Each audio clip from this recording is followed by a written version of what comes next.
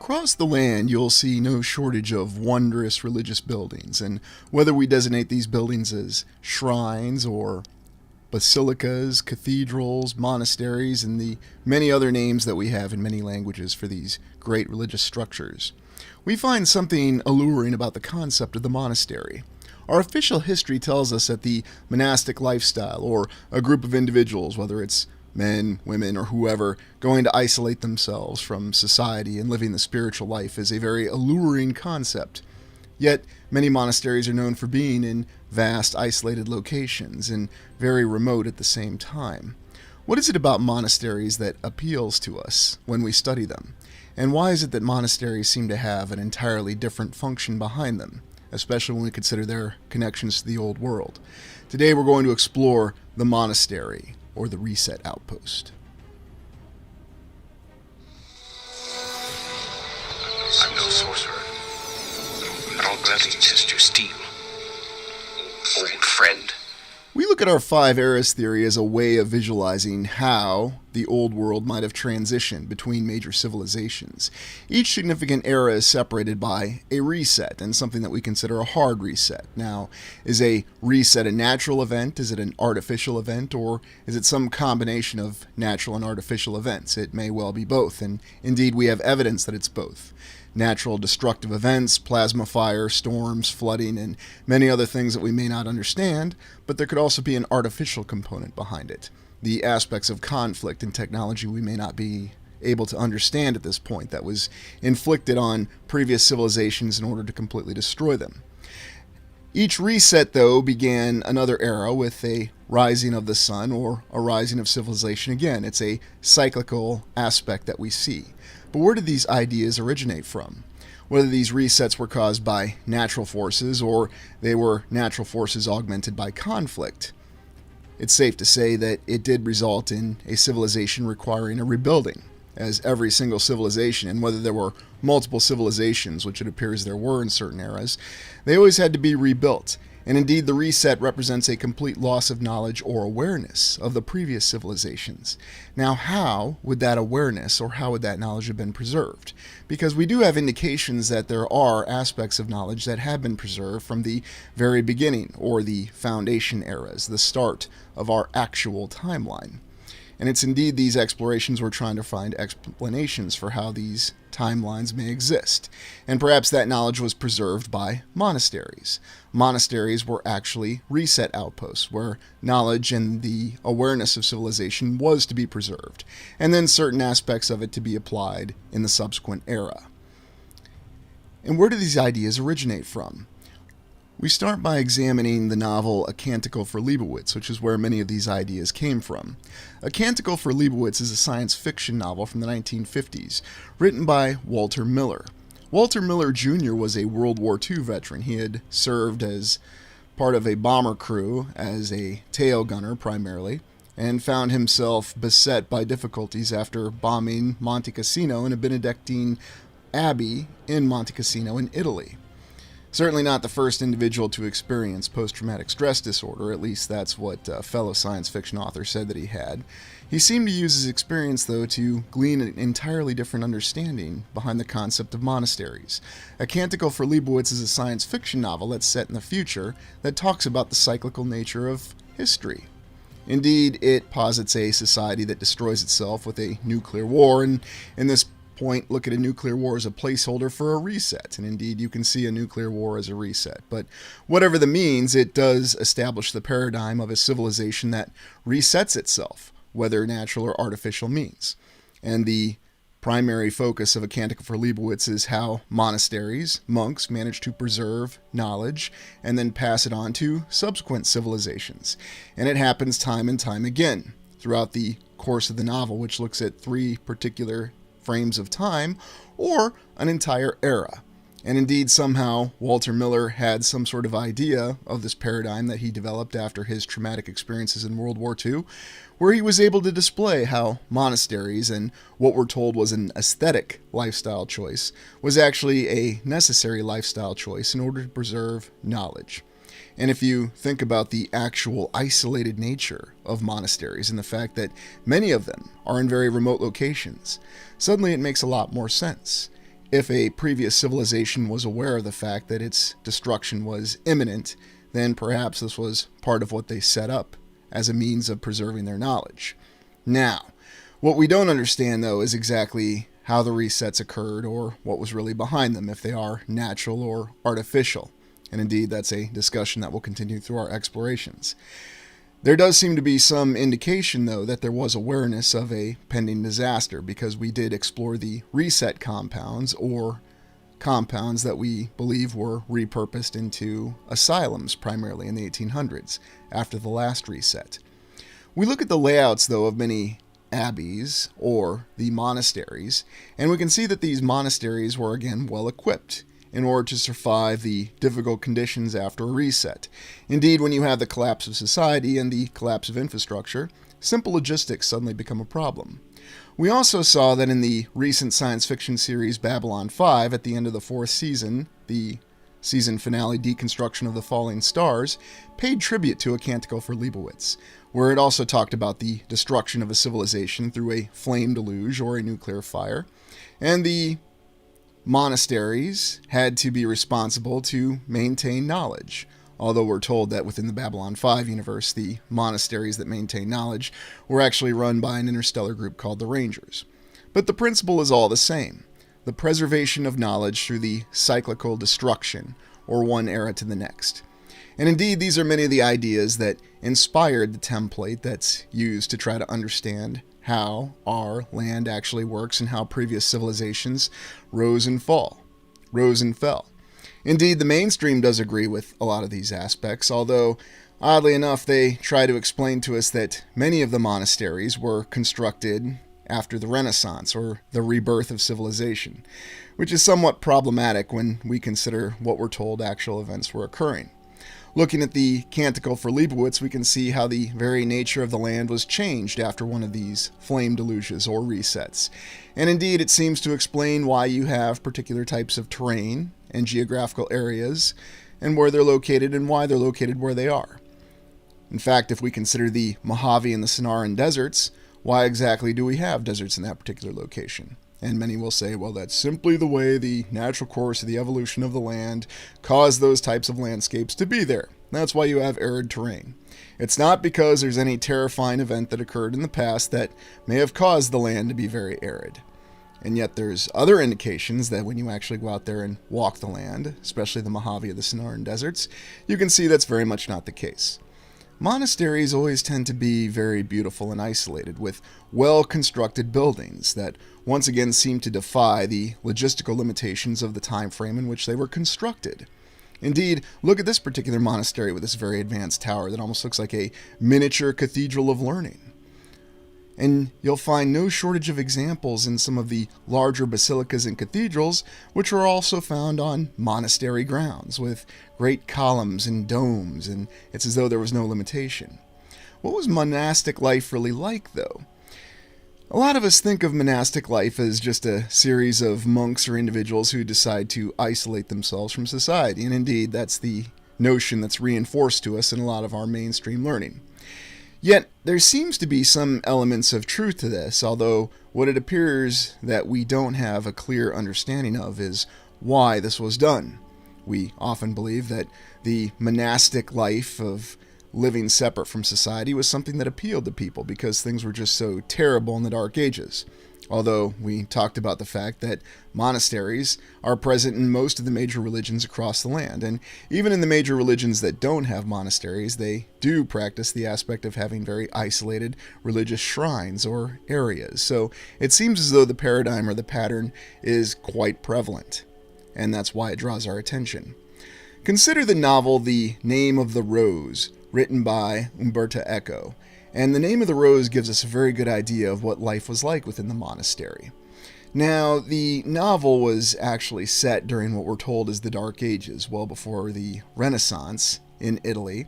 And it also gives us an idea, though, of how these monks or these monastic individuals lived.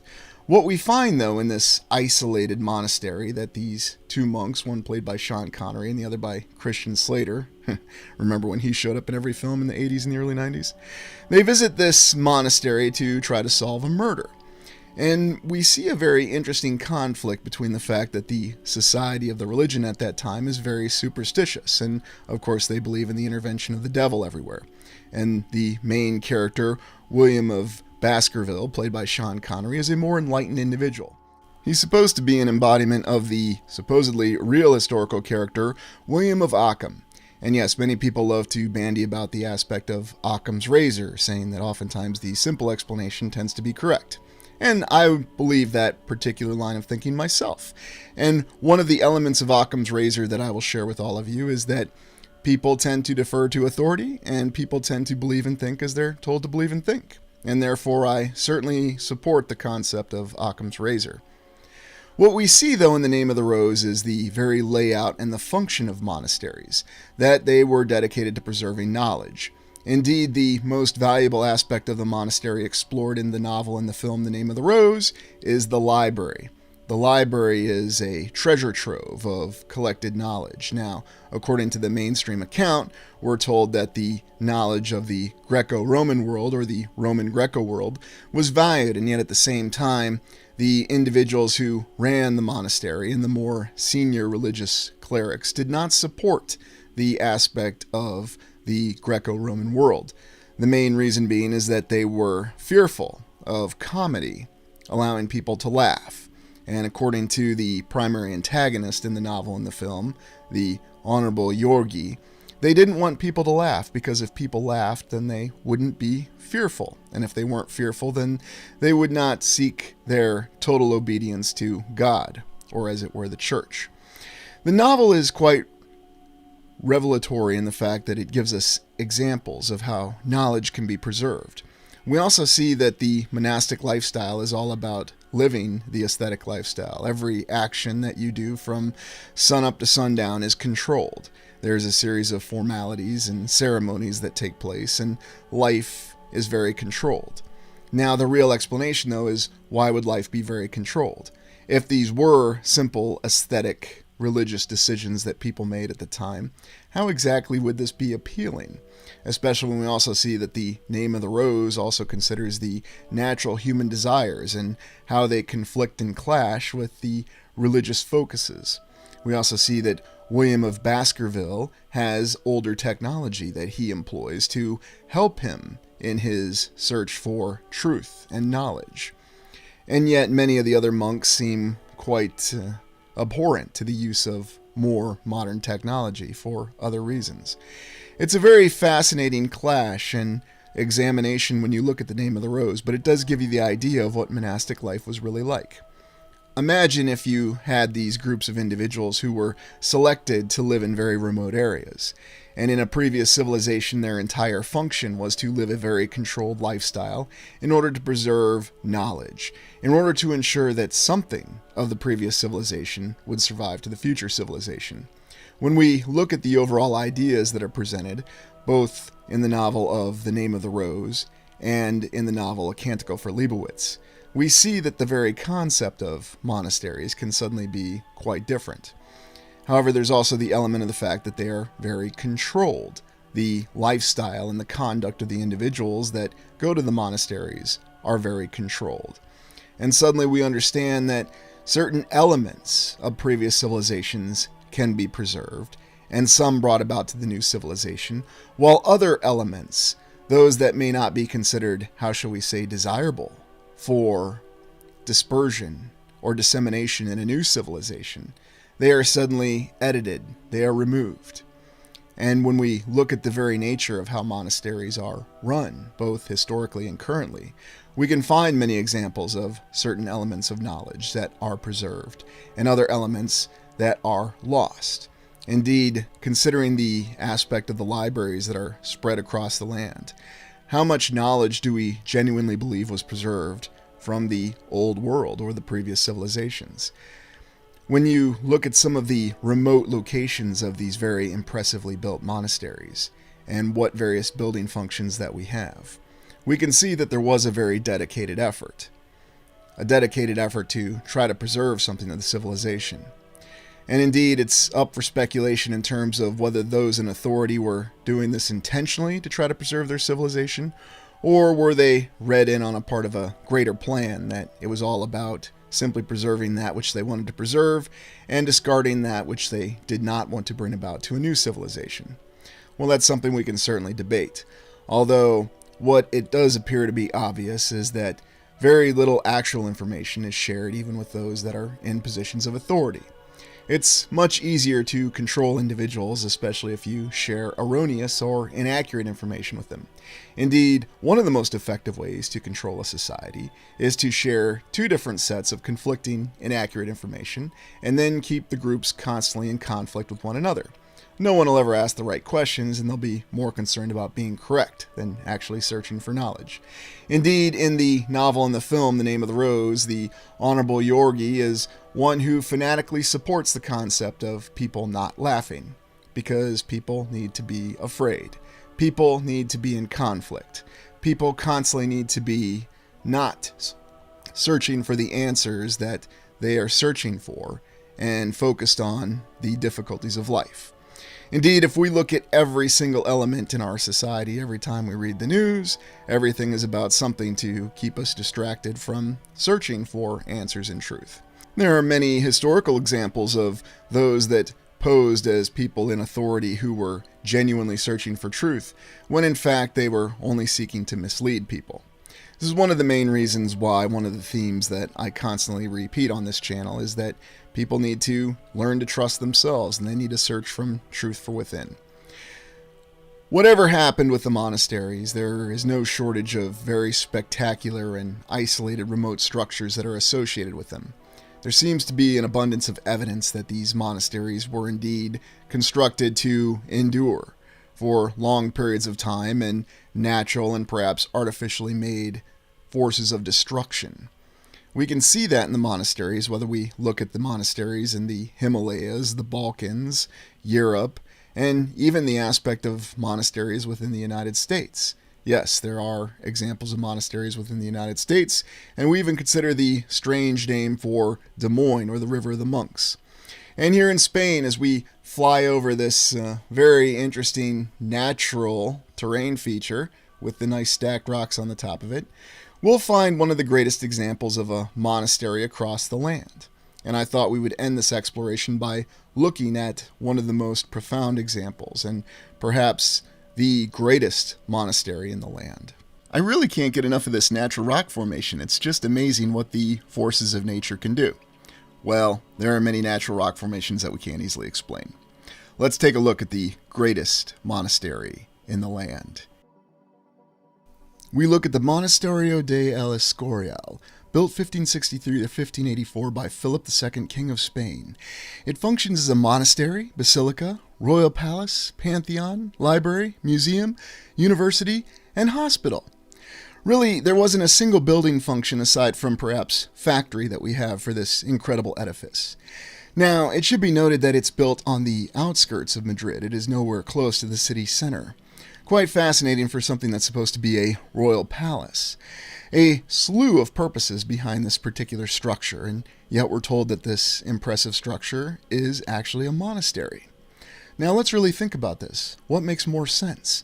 Why would the King of Spain build a palace so far outside of the capital city, especially during the Renaissance period when travel was more difficult, as they did not have motorized transportation? They didn't even have trains yet at that time. Yet they're going to put a castle, the main royal palace, far outside the city center. And I strongly recommend that if you're in Spain, or if you live in Spain or are traveling there, that you visit this very impressive edifice. There is something truly otherworldly about it. And whether we want to call it a basilica, a monastery, a great royal palace, it is an essential form of architecture that truly preserves the old world. Now, if you want to go ahead and believe that it was constructed in 20 years during the 1500s, that's absolutely fine. Indeed, we show what we can do with our modern methods by making a wooden model of the roof of the royal palace from the outside. There's also very well-kept gardens across the royal palace. And yet when we step back and we look at its original stated function of being a monastery, and the fact that it's located well outside of Madrid, the capital of Spain, what makes more sense? Was this really a palace, or was this actually some sort of massive outpost that was constructed to survive a series of terrifying natural and or artificial events that were inflicted upon the land during its actual time of construction. I leave the final decision to you, but when you look at the various aspects of architecture that are thrown into this very impressive building, indeed, we are told that this is the largest Renaissance building in the world. Ah, yes, another one of these structures that's largest in the world. And looking on the interior, you'll see reflections of what we saw when we looked inside the Vatican. Certainly no coincidence. And why is it that we have these structures that endure and were built to such tremendous architectural capability at the time frame? The official explanation will be, well, it was because the king ordered it, and therefore all the resources of the land, or at least Spain at the time, were put into building a structure like this. But a question I'll leave with you all, and you can let me know what you think in the comments. Do you think that any current modern nation, if it threw all of its resources into this project, could build a royal palace, a basilica, hospital, whatever the heck we want to call it today, like this? Could we actually achieve this today? Could a building with wondrous towers and domes and many arches and even portal windows be constructed today if a nation, an entire nation, focused all its efforts on doing it? That's the question I leave for you. And you look on the inside, and once again we can see that there is no shortage of wonders on the interior, with many of the great columns and pillars integrated within the walls, numerous arches and examples of artwork, and construction materials that certainly defy the cheap and transient nature that we tend to see that are employed, all because they're more cost effective in our current time frame. When you visit the structure in person, once again, you'll find that it has a very particular feeling. You're awed at what you see in person, but then there's also the aspect that you can really interact with this structure. This is not a painting, and these are not manipulated images. This still really exists outside of Madrid, and you can still go visit it and appreciate it in all its grandeur. And perhaps you can accept the story that this was built in 20 years during the 1500s because, they just had all sorts of capabilities at that time and logistics were no problem. And again, I wonder, if we supposedly have megalomaniacs that supposedly run nations, as we're told currently, then why aren't they building things such as this? Ah, yes, when you have a garden, you need to have a smaller version of your Capitol dome in your garden, because that's just to be expected. Now, if this really does reflect an actual building that was constructed by the previous civilization, which is what we suspect, then what would have been its real aim? Indeed, this particular throne of Philip II, we're told, is actually a remnant from the Roman time frame. Why on earth would the king, who had the capability to build this tremendous palace that actually ended up having a small town built around it, and you should look up what the name itself actually means, because that's interesting. I'm not going to tell you, because I think I've already made the point with how truly tremendous this wondrous palace or monastery or basilica actually is. But what's the name really mean when you translate it from Spanish to English? Again, it gives you many clues. And if this indeed was a structure that was designed to survive a reset, and certainly you can see this is something that would potentially survive any of the worst natural disasters that we know of, and indeed even its particular location seems to safeguard it from the aspects of flooding, we can see that there seems to be something of a wondrous civilization that's reflected in all its examples of architecture and artwork that are reflected throughout the structure, inside and outside. And indeed on the inside you'll see some tremendous examples that we've seen only in the very finest structures that we've looked at in our explorations. So again, it reflects the idea that the monastery was something that was constructed to preserve knowledge and bring something of the previous civilization into the current era. Although we're well aware of the fact that what actually made it to us has no doubt been siphoned and filtered and edited in many ways. Ah, look at the nice sphere there. I wonder exactly what that's all representing with this.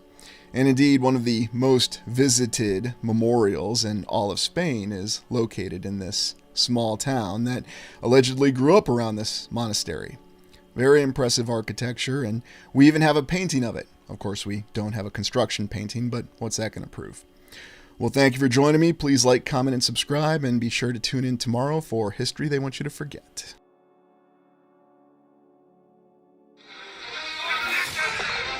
I'd love to stay, but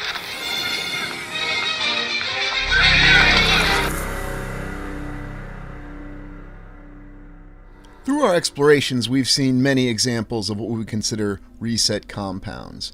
How exactly does one go about surviving a reset? It's a question that we've considered in all these explorations, and yet we may not have realized that we've already looked at many of these compounds.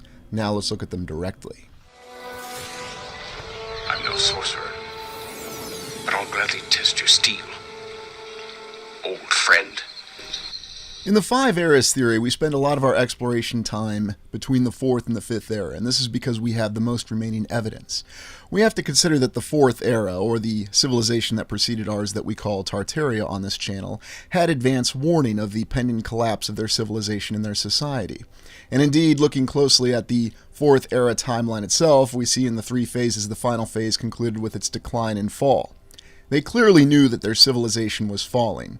Now, they may not have known the exact details behind it any more than we do, but we have suspicions. It was a conflict, it was some sort of calamity, a disaster, a flood, a deluge, plasma rain, many different theories as we do see these examples across the land. And yet somehow the civilization did know that they were falling, and they no doubt took precautions to try to facilitate the survival of many individuals within their society. But one dark question that we have to consider is, was the civilization operating on the same mentality that it was earlier, or had it been infiltrated by the forces that they were indeed engaged in conflict against? We have evidence for both, but we see that when a civilization's falling fast, your best option is to design and build survival compounds. And even though we're looking at a state hospital, we see that this state hospital has a powerhouse, a bakery, a warehouse, a laundry, a carpenter shop, and what they considered an occupational therapy building, but is no doubt some sort of workshop that was repurposed. So consider this. While this may be what we see as a hospital, it had all the details needed for a survival compound, a compound that is off the grid, has the capability to sustain human beings, has the ability to generate its own power, has the ability to provide food and sustenance, and yet live off the grid. Now, we don't know exactly what details they were facing with the disaster. It's clear they were aware that their society was about to collapse and they were going to be cut off. And as we've seen in a lot of post-apocalyptic literature, we see that having these compounds, such as the compound in Mad Max 2 or the Road Warrior as it's known as in the United States, we find many examples of what these compounds are. Elaborate structures that took a lot of effort. Some were clearly built better than others. Now we know what many of these structures would become once the 5th era civilization arose. They would be repurposed into many different institutions that we consider asylums. Whether they're asylums for people we're told were mentally ill, soldiers' asylums, orphanages, and even universities, civic centers. They've been repurposed into many different things. But keep the perspective that we're in the 4th era and we're actually looking at these structures and the challenge that they faced. It's clear that some were built better than others. Some they had a little bit more time to plan out and put a little bit more effort. And we're certainly not aware of what their actual construction techniques were or how long it would have taken them to actually erect one of these structures. Perhaps they could have done it in a very short amount of time.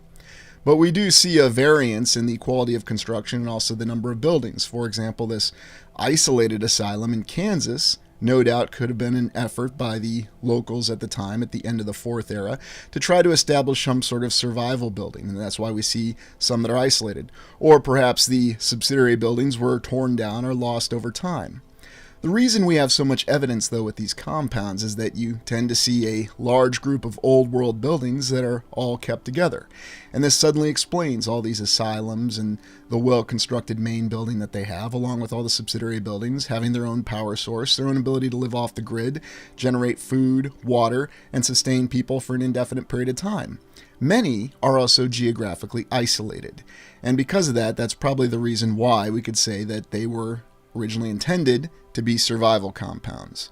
They knew that their society was collapsing. They didn't know exactly what they were facing, though. Was it this adversary that we've posited in other explorations that the 4th era civilization was facing? Or did they even know that they were going to face some sort of terrifying natural calamity? Were they aware of some sort of plasma rain, or the very nature of the land changing in ways we can't imagine? Most of our current experiences with our literature always talk about surviving nuclear destruction. But perhaps this society faced something very different. I mean, you could make the argument that a lot of these compounds are not very defensible. But perhaps they're not defensible from the weapons that we think of. Another disturbing question that we don't often consider is, if direct firearms and firearms are considered the greatest weapons, then why are we allowed to have them so freely? Perhaps there are other sorts of weapons out there that are far more terrifying, far more destructive, and yet at the same time far more controlled in the application of the destructive capability. Think about that with the different types of destruction that we've seen, widespread and yet some very localized. Back to the concept of the reset compounds, though, we still have many of these facilities all over the land, and we have explored them very extensively. Many were initially repurposed to become our lunatic asylums in the 1800s, or the time frame after we believe the reset really occurred. Although we don't know for sure, there seems to be a lot of evidence that there were many of these compounds that were remaining, they were fully intact, and then they already happened to be geographically isolated. So, as they were imposing the plan of conflict, assimilation, and indoctrination for the Fifth Era civilization, these former reset compounds that ironically facilitated survival were now going to be repurposed as concentration camps, as exclusion camps to send people who were not properly assimilating into this new civilization of the Fifth Era. Or in more direct terms, they were not accepting the fact that things had changed and that they had a different knowledge and awareness of a previous civilization. So they were sent to these former survival compounds that were now repurposed as insane asylums, as they were called, eventually changed to the more gentle name of mental hospitals as years went on, but ultimately serving the same purpose. And indeed, we can see that in our recent history, it wasn't until the 1970s, the 1980s, relatively recently, that the original purpose and function of these mental hospitals was finally dropped. And yet you can see with the variance in construction when we look at different mental hospitals, some are more well constructed than others. Others seem to have the same geometric precision on their interiors. And this is not something we'd expect to see in the 1800s, even for what is supposed to be an altruistic Kirkbride plan that was designed to facilitate the mental health and well-being of all the patients that were sent there. And indeed, you might recall when we did our explorations, we found that there was any slew of reasons going down to not liking someone as being an acceptable reason to have someone committed to a mental asylum in the 1800s. But looking at some of the other structures, and now that we consider that these are actually survival compounds and seeing the variance in construction, this suddenly explains this. This explains the fact that we do have this variance in construction. It seems that some were more prioritized and they had a little bit more detail put into the architecture. They also seem to have been more well equipped with some of what we would call antiquitech, or power generation capability. It seemed as though they possessed different aspects of power generation, as though there were redundancies that were factored into these survival compounds. And again, this all makes sense because of the fact that you need these survival compounds to stand up to all sorts of different challenges, all sorts of different considerations. But when you look at them, you can see that they have all the aspects of the hints of technology that we've seen in many of the other old world buildings that we've explored that still remain in the cities. But you really have to consider this aspect that these survival compounds were geographically isolated. So it gives the impression, it gives us many clues that the previous civilization was facing many different threats. There was clearly an existential threat that was threatening them in their main population centers. And so it seems that the population had to disperse to try to facilitate their survival. And this is reflected in many of the post-apocalyptic literature that we've seen. And you can even find it in the whole concept of fallout shelters, survival compounds, and even to this day with the survivalist mentality. Now, I'm not conducting this exploration to try to say that we're going to figure out when the next reset's going to happen or anything like that, and that we should panic. We're simply looking for what happened in the past to develop a better awareness. And then it's up to all of us as individuals with what we're going to do with that awareness. But I believe that the theory that these compounds were originally survival compounds to get the last civilization survivors through the reset makes a lot more sense than some other purpose for these buildings. Now, it is possible that these buildings or portions of these compounds did have a very different purpose when they were originally constructed in the Fourth Era civilization, and then they were repurposed to be survival compounds. So think about that. Let's just take the St. Elizabeth's Hospital, for example. Originally it was constructed as something akin to a hotel in the Fourth Era civilization. They knew that the downfall of their civilization was coming rapidly, so they repurposed it to a reset compound. because it was well constructed and it had a lot of the infrastructure to survive the reset. After the reset, it was then repurposed again into a hospital and an asylum. And indeed, we can take this to the final conclusion where some of these mental asylums are even being repurposed back into hospitals in our current civilization. So consider this. These buildings are so well built, so well constructed, that they're able to survive all sorts of calamities. They're able to survive vast changes within what they face in their environment, and they're able to survive existential threats. We don't exactly know what sort of weapons were available and used towards the end of the Fourth Era, but it seems clear that there was all sorts of different types of destructive weapons that could cause the complete collapse of buildings even built as well as this. And yet we can still see some newer examples of construction and architecture, and perhaps these are the structures that were built in a more hasty manner to try to facilitate the survival of the survivors of the Fourth Era civilization. The other more disturbing aspect, though, when we consider the fall of the Fourth Era civilization, is that these asylums were all over the land. Every single major continent has some form of asylum or some form of large compound, a compound typically being built around a large main administration building. And indeed, when you look at asylums in the United States or across the land, you'll always notice that they seem to have an old main building. Many universities and old colleges have the old main building. It's the central building on the compound. It's the main administration building. Or perhaps it was originally the command center for the survival compound. It's going to be your best constructed building. It's going to be your most defensible building. Now you may be thinking, okay, but not from the firearms perspective. But as I said, perhaps they had entirely different considerations than firearms. If they had some sort of sound-based technology, if there was some reason to establish a standoff in the terrain or be isolated, we have to think along those lines. Now, again, it's all theories, could be completely incorrect about this. But it is rather strange that we have so many of these compounds that are very definitive old world buildings. And it's not just the main building, but many of the supporting buildings are also old world buildings. That we have examples of the fact that these are true survival compounds, and that's the way they were originally intended. And indeed, many seem to have been built from the ground up, the very start, to be survival compounds. I'm reminded of the entire concept of the vaults in the Fallout universe, and if you've never played the Fallout games, it's a post-apocalyptic, it was originally a PC game from the 1990s, based and inspired on the Mad Max concept, and what we saw was civilization knew they were facing a nuclear war, or their version of a reset, and so their means to survive it included constructing underground vaults. Now, on that note, I'm well aware that most of these facilities we're looking at are above ground. But we can see exactly how isolated they are, such as this one in Cherokee, Iowa, one of the most geographically isolated asylums that we've seen until you go out into the west where it's even more isolated. But if you think along those concepts about the fact that many of these large compounds are built in essentially the middle of nowhere, and if their intention was indeed to survive many different forces trying to eradicate the remaining population, it suddenly makes a lot more sense. Now, we do know, and we just explored many catacombs underneath the major cities across the land, not just in the United States, and so it seems as though there was an underground and above ground component for this.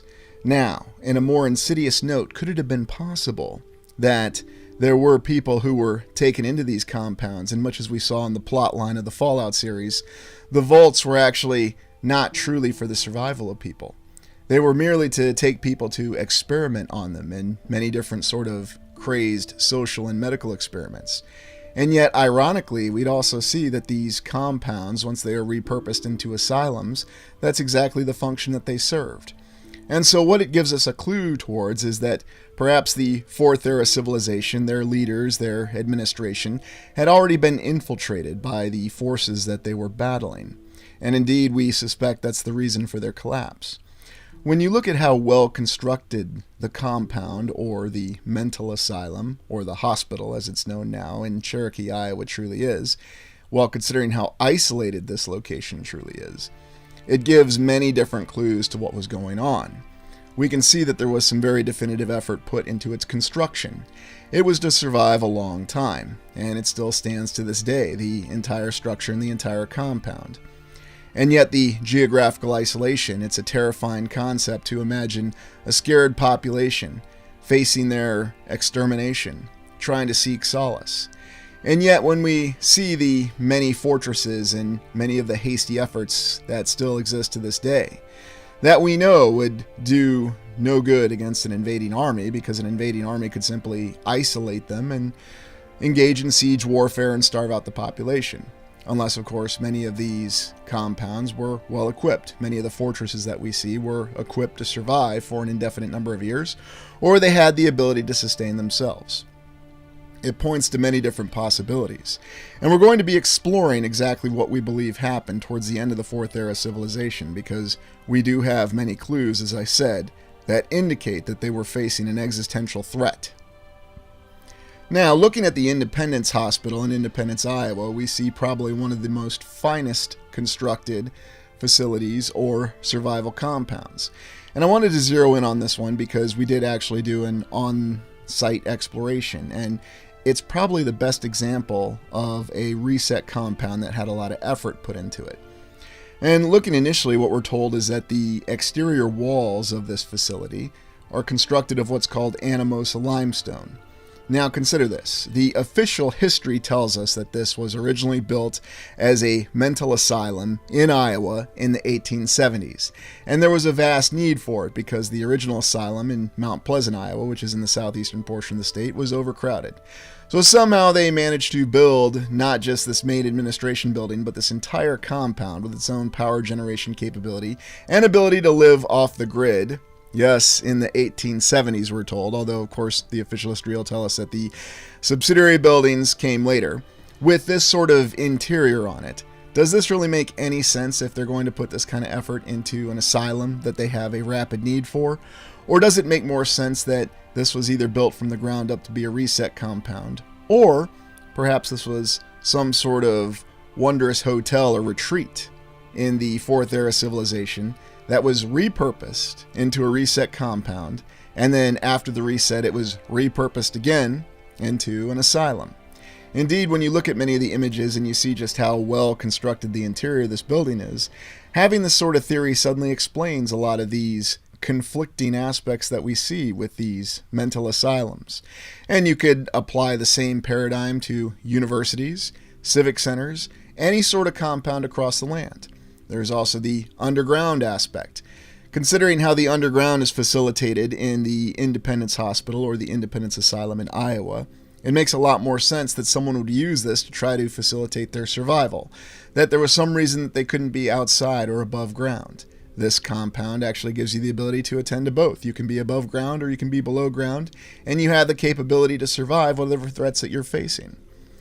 When you look at the size and immensity of the Independence Asylum in Iowa, it's not just the fact in how well constructed the main building is that strikes you. You also find out just how much territory this is really taking up, how much ground and how much area that they have for this entire compound. And when you visit it in person, you can actually witness just how well constructed it is. Now, I don't know for sure. Was it originally a structure in the Fourth Era that was repurposed to be a reset compound? Or was it something that they put a little bit more time and effort into to construct and make sure that it was going to stand up to whatever threats that it was potentially facing? Perhaps they knew that there was some sort of plasma fire, or dare I say, some sort of sound or energy weapon that was going to be employed, and only a certain type of construction would have been able to stand up to those threats. And yet to this day, when you look at the construction materials, you can see that it matches the fine-tuned construction of the Iowa State Capitol itself. And it was actually built in the exact same time frame according to our official history, and yet it's still standing in total perfection. The structure itself is not eroded in any way, shape, or form.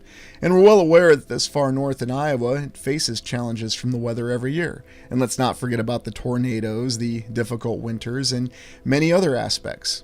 And it still stands and functions to this day as a hospital. But originally we're told that it was a mental hospital in the 1870s. And there are many subsidiary buildings that support this structure. It's not just the main building. So suddenly, this becomes an idea of a civilization that saw what was happening. A terrifying note that they did have some forewarning of what was about to happen. Perhaps they were involved in some sort of conflict that they realized that they were not going to win, And there were still some aspects within their civilization that had good intentions to try to attempt to allow the population to survive. Or, on a darker note, perhaps most of their leadership was already compromised by some sort of internal corruption, and they merely decided to send the people here, and indeed also to the underground survival catacombs, to be experimented on, or worse, just simply killed. Now, you might be asking, why would someone go to all the effort to do this? It seems if you're going to completely destroy and reset a society, one of the best ways to do it would be to completely disorient the population.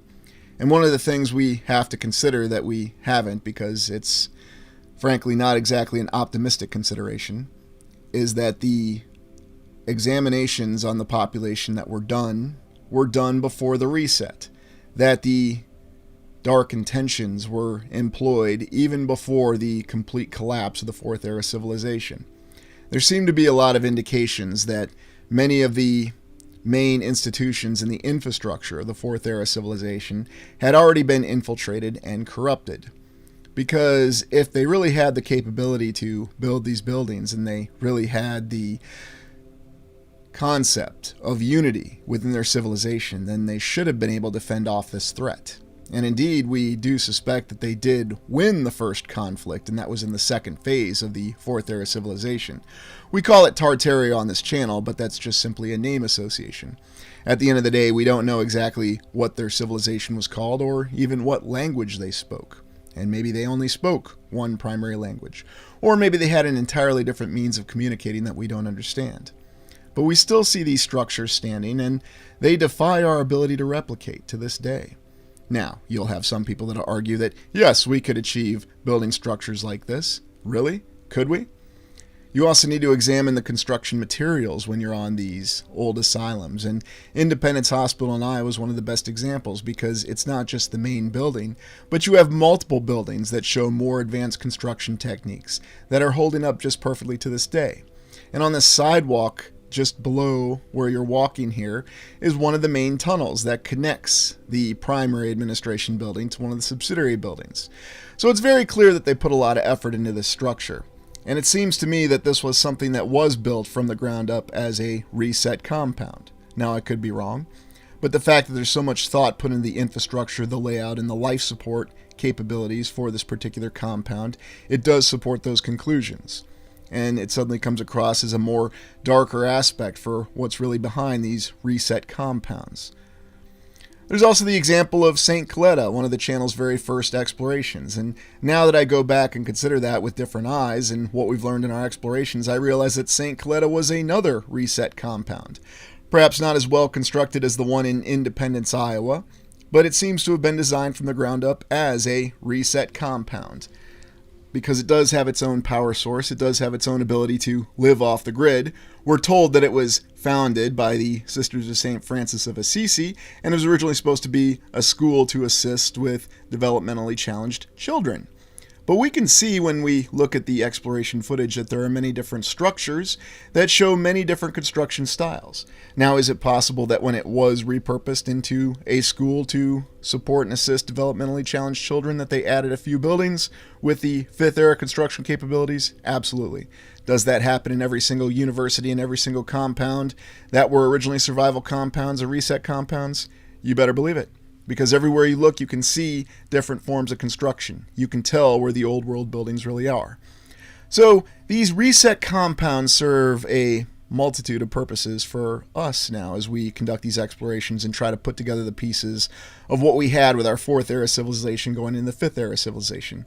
You have, in a very relatively confined geographical location, examples of different types of buildings. You can see true old world buildings, but then you can also see more of the newer buildings. For example, if you go to a university, you'll find that a university that still has its old main building standing tends to be the nicest, most beautiful, and most bona fide old world building on the institution. But then they have newer buildings that they build. The brutalist architecture buildings, which is where they tend to house the history department in their university. So it suddenly answers many of these questions, and this theory does address the fact that we do have reset compounds that are all over the land. And wherever you are, whether in the United States, Australia, Southeast Asia, Europe, it doesn't really matter, you can find examples of these compounds. Now, they do have different aspects to them, and they may be laid out in different ways. But the baseline aspect of it and the repurposing of these compounds in the Fifth Era seems to be something that's reflected across the land. I mean, is this really a grotto that was put together by just a few Sisters of St. Francis of Assisi? Did they also build that large structure by themselves and all these supporting structures? A lot of it doesn't make sense, and indeed we also recall the story of the large convents, which could also have been reset compounds originally, that were repurposed. Now, I'm not saying that in the subsequent years that the Sisters of St. Francis of Assisi did not do good and did not engage in their altruistic pursuits as we're told that they were, but I find it hard to believe that they were able to pull off the construction of all these buildings. And indeed, going back to the example of St. Coletta, something else that'll surprise you is just how extensive, just how much terrain and space that all the buildings in the compound take up. When you consider the example of St. Coletta, you have to realize that while there's the main building, the administration building is 1.5 miles away, and the fastest way to reach it is driving by car. And so suddenly when you realize the spread out nature of some of these compounds and just how self-sustaining and supporting that they really are, and their layout with the buildings being in different locations and having different purposes, and then being repurposed for newer purposes, it suddenly provides explanations for why we have all these vast compounds that contain many old world buildings, yet they're very isolated at the same time. Consider the example of any university and what were reset compounds repurposed into. They were repurposed into universities, asylums, hospitals, civic centers, others. There's the underground aspect to them. And we also consider the vault tech concept. And while that may be darker, perhaps these compounds were originally designed as some sort of experiment, if indeed the leadership of the Fourth Era civilization was compromised, as we have indications that it does. Well, I hope you enjoyed this exploration. Thank you for joining me. Please like, comment, and subscribe. Welcome to the Restituta Orbis channel. Thank you for joining me today. We're going to be exploring some of the mythical or legendary accounts across the land. We're oftentimes informed that the Native Americans were simply a hunter-gatherer society, and yet there's so many more details and so many more dimensions to the accounts of the Native Americans that we're going to consider in this exploration.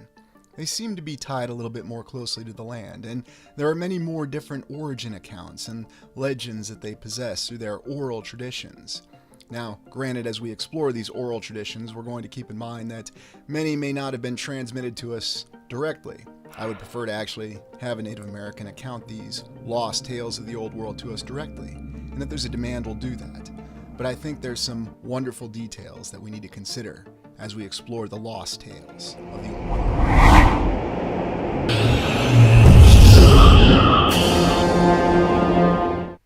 We begin by examining the account of the Seti Ka, or the Siti Ka, there's many ways to pronounce it, a legendary group of people encountered by the Northern Paiute tribe, or the Northern Paiute people, who existed in Nevada, northwest Nevada to be exact. I'm always intrigued when we look at these images, though, that are ostensibly taken from the 1800s, at least again that's what we're informed of. What do they really communicate to us, though, about these people that existed during that time? There seem to be many unique traditions that are associated, and yet how much of this actually reaches us to this day? There always seems to be some odd figure that's in the background that is watching over many of these images.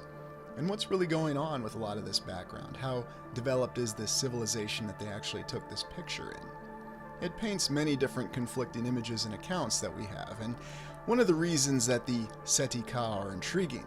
Yes, this is the Seti Ka. I've always wanted to say that. Giants. Red-headed giants, anywhere from 8 to 10 feet tall. But there's conflicting accounts, and of course historians and scholars have looked at these oral traditions of the Northern Paiute people and have screened them, saying that, well, perhaps they merely encountered some people who were only taller, perhaps 6'9" or 6'10", but certainly not 8 to 10 feet tall. And yet there are numerous other accounts from Native American oral traditions that indicate the encounter with giants. Now, to be honest, in my travels I've never come across the bones of giants anywhere, and yet I've also never come across the bones of dinosaurs, so does that mean they don't exist either? I don't know. I leave it up for you to decide. But it's a very compelling account imagining what these people may have been faced with. And if they did indeed encounter actual giants, 8 to 10 feet tall or perhaps much larger, what was exactly the nature of this encounter? And who were these giants? Who were these Seti Ka that they encountered? And what methods or techniques did they come from with their particular civilization? How great of a threat were they to the Northern Paiute people? What sort of theories could we come up with to try to explain the presence of these incredible giants? Were they simply natural denizens of the land at that time in what we think of as Northwest Nevada? Northwest Nevada is very interesting in and of itself, as it has many unique anomalies with it, along with these accounts that we have from the Northern Paiute people. And indeed, we even have such accounts as places such as Pyramid Lake, named by the great explorer Charles Fremont, and Pyramid Lake named because it has pyramids in it. Is there truth behind these accounts of these giants that were encountered, and the threats that they may have posed to the Northern Paiute people? And indeed, other giants encountered in the central highlands of Mexico, and by other Native American groups, capturing and putting to death a giant. And why would they possess such a great threat? Well, could they have been some sort of remnant warrior that was brought about in the previous civilization? Or were they some sort of specialized hunter that was created through what we might think of as alchemical processes to hunt and terrorize the survivors of the last reset? And indeed, that seems to give us the impression of what's truly going on with many of the Native American oral traditions, that they had a better connection with the land and the other creatures that inhabited the land. And indeed, that's something that we see that rings true with all the Native American peoples and tribes that still exist to this day. Although we have conflicting accounts because mainstream studies, scholars, they try to go back and say that none of these accounts could be completely accurate. Perhaps it's simply exaggeration. It is oral tradition after all, and oral tradition is very easy to discredit because oral tradition does admit that there are multiple accounts because it's transmitted by somebody talking to another person, and perhaps there could be something added to the message or subtracted from the message over time. Yet we look at the Lovelock Cave where this incident occurred in Nevada, or Nevada, or Nevada if you're in Iowa, many different ways to pronounce the same word, which is always rather enjoyable. But you consider this very climactic account in this final decisive confrontation between the Northern Paiute and the Seti Ka, or the Seti Ke. And we look at other images, which of course we're told were debunked, and indeed many scholars have looked at this cave and this encounter, and they have certainly put their efforts into debunking the very existence of these giants. Of course, we don't know exactly when this encounter occurred, given our current chronological calendar, but we do have some idea that there are fossils and remains in these caves, but of course seeing them and actually analyzing them doesn't really give us any more answers. Is it possible that the Northern Paiute encountered these giants? It's very possible. Now, could it also be possible that they simply encountered a wandering band of strange people who had red hair and were on the higher range of 6 feet tall? That's possible as well. But I believe that there's a little bit more of accuracy and validity to this particular account, because when you have oral tradition, it's climactic events, memorable events that tend to be remembered and transmitted on the oral tradition. And even with the variances in the different accounts that you have with the encounter of the Seti Ka, there's other tribes and other peoples across North America, and other lands as well, who've encountered giants. And yet it's always dismissed, it's always derided. Considering sacred sites across the land as well by various peoples and tribes and nations, it's also intriguing to me that we oftentimes look past Salton Lake, which is in Southern California. Salton Lake has many different accounts associated with it. Some even say that it could be a gateway, a portal to other lands, and others say that the Native Americans had many different accounts with it, stating that it could have been a path to darkness. Also, the origin accounts of these lands in Southern California are very intriguing, and whether we're talking about the Colorado Desert, the Mojave Desert, or the Sonoran Desert, or any of the other deserts in Southwest United States, there's always something interesting associated with them. This Salton Sea, or Salton Lake, or all the other names that it's had, always seems to have had an interesting history of development with it. Indeed, in the 20th century or the 1900s, the United States and the state of California attempted to develop this area. And it did not succeed for a variety of reasons that you can look up on your own, because it seems as though, once again, there's even conflicting accounts as soon as just a few decades ago. For whatever reason, the area is now mostly uninhabited, and there's all kinds of accounts of strange encounters. We also look at some of the brilliant landmarks in the southwestern desert, and whether we're driving through Arizona, Colorado, New Mexico, or any of the other areas within the four-state, four-corner area where the ancestral Puebloans inhabited. Although how real are the ancestral Puebloans? Did they really exist as the mainstream tells us they did? Are they connected with the actual oral traditions of the Native American nations and tribes that inhabited the area? It's subject to much debate, and you'll even come across great craters, such as the Great Crater. But what really caused it? Is it really from some meteorite or asteroid impact, as we might be expected to believe? And even the mountains, the Tetons, as you go into Wyoming. Going all across the land, you have these very interesting landmarks that seem to give the clue that there's something much more dramatic that was going on in this western area of the United States. And many people and defenders of the mainstream narrative will simply try to tell us that the Native Americans are proof that there was no civilization that existed prior to our civilization. And yet the same mainstream will tell us that, well, actually the Native Americans did have great civilizations of their own, and some of them even built pyramids. It just depends on what latitude you're at, whether you call them pyramids or whether you call them mounds. Such as the interesting account behind Mount Rushmore, which we explored. Are we talking about kings? Are we talking about Vikings? Are we talking about six grandfathers? We've explored it in detail before, but one thing I always found intriguing about the Black Hills area of South Dakota where Mount Rushmore is situated is the fact that all Native Americans in that area consider it a very holy and respected place. And as they said in the film Dances of Wolves, even our enemies agree that this is a special place. And if you examine the terrain anywhere around the Black Hills, or what is today called Custer National Park, you'll see that. There are scenes of immense serene beauty that one could lose oneself in. And it's very easy to understand exactly how and why the people that we affiliate with the Native Americans, whether it's the Sioux or any one of the numerous tribes, do have a closer connection. And let's look at the account of the Hopi of the Fifth World. The Hopi, one of the descended tribes or nations from the ancestral Puebloans. What I find intriguing, though, about the accounts of the Hopi is some of the Puebloans, or the Pueblo ruins that are still present in the southwest United States.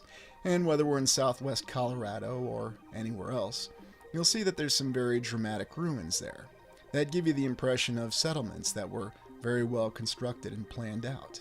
And oftentimes you'll have the remnants of infrastructure that we tend to associate with older civilizations. Could this have been some sort of reset compound of its own? A place where the people attempted to survive? The Hopi are perhaps most interesting in terms of their account of the reset because they do have an oral tradition that relates that we are currently in what they consider the Fourth World, or at least the Fourth Era to them. And yes, this is one of the accounts that actually inspired the concept of the Five Eras on this channel. And I think there's a lot of details that do reach us through the Hopi oral traditions. And it should be noted that one of the reasons why I personally hold such a high respect for Native American nations and tribes is because of the fact that they have retained this very close connection that they have. One, to their own personal history, the true account of what happened, but also their understanding of achieving a balance with the land, the resources provided by the land, the other creatures that dwelled upon the land. That's something that I think is always respectable. When you actually look into the artwork of the Hopi, though, you'll find some very interesting representations. Now, were these just a people who didn't have an understanding of their land? The oral traditions and what we see, it seems that they had a great understanding of what was really happening. And the fact that they do relate to us of what happened in the distant past, with worlds that fell out of balance, with peoples who indulged in evil practices. And this is what ultimately caused what they would consider a reset in what they term the previous worlds. Now, once again, I'm just giving a generalized summary of these oral traditions. I think the best way to really share these oral traditions would be to actually have a member of one of these nations or tribes relay them on a video. And if there's a demand for that, I may consider it. As it may be, I do have the means of actually having some individuals relay their oral traditions. Now, are there oral traditions that they will not share? Absolutely. And can we really be surprised that there are many things that they don't share with others? Not at all. Because in many of the mentalities, it's because of the fact that knowledge has to be earned. You simply can't bestow it on people. You simply can't share something and have it repeated. And we certainly see examples of that in our current society, in our current civilization. That we simply repeat an account that's given to us, we apply no critical thinking or thought to it, and suddenly it becomes the truth, and it becomes the incontrovertible truth. And yet when you look across the land and you consider these many different wondrous accounts that the Native American nations had, their oral traditions seem to reflect many dimensions that were once really present on the land. And indeed, I've always given a lot more veracity to what they've shared with the origin story, especially with how the land came to be. One area that's always intrigued me is the Mojave Desert, and especially the area around what we call Death Valley to this day. How exactly was the land scarred in the way that it was? What's the true account of what really happened? Was there some sort of comet or meteorite that actually hit the area and destroyed the land? And what about the ant people? Yes, the ant people who helped the Hopi. It's even stated that they saved them twice from destruction, taking them to the underground, in great underground cities. And once again, we have another account of a more advanced people with greater cities. And who were these ant people? There's many different theories. Some state that they were extraterrestrials. Others state that they are simply more advanced civilizations that live in the crust of the very earth itself, or whatever you want to think of it as. There's many conflicting views in who and what the ant people could have been.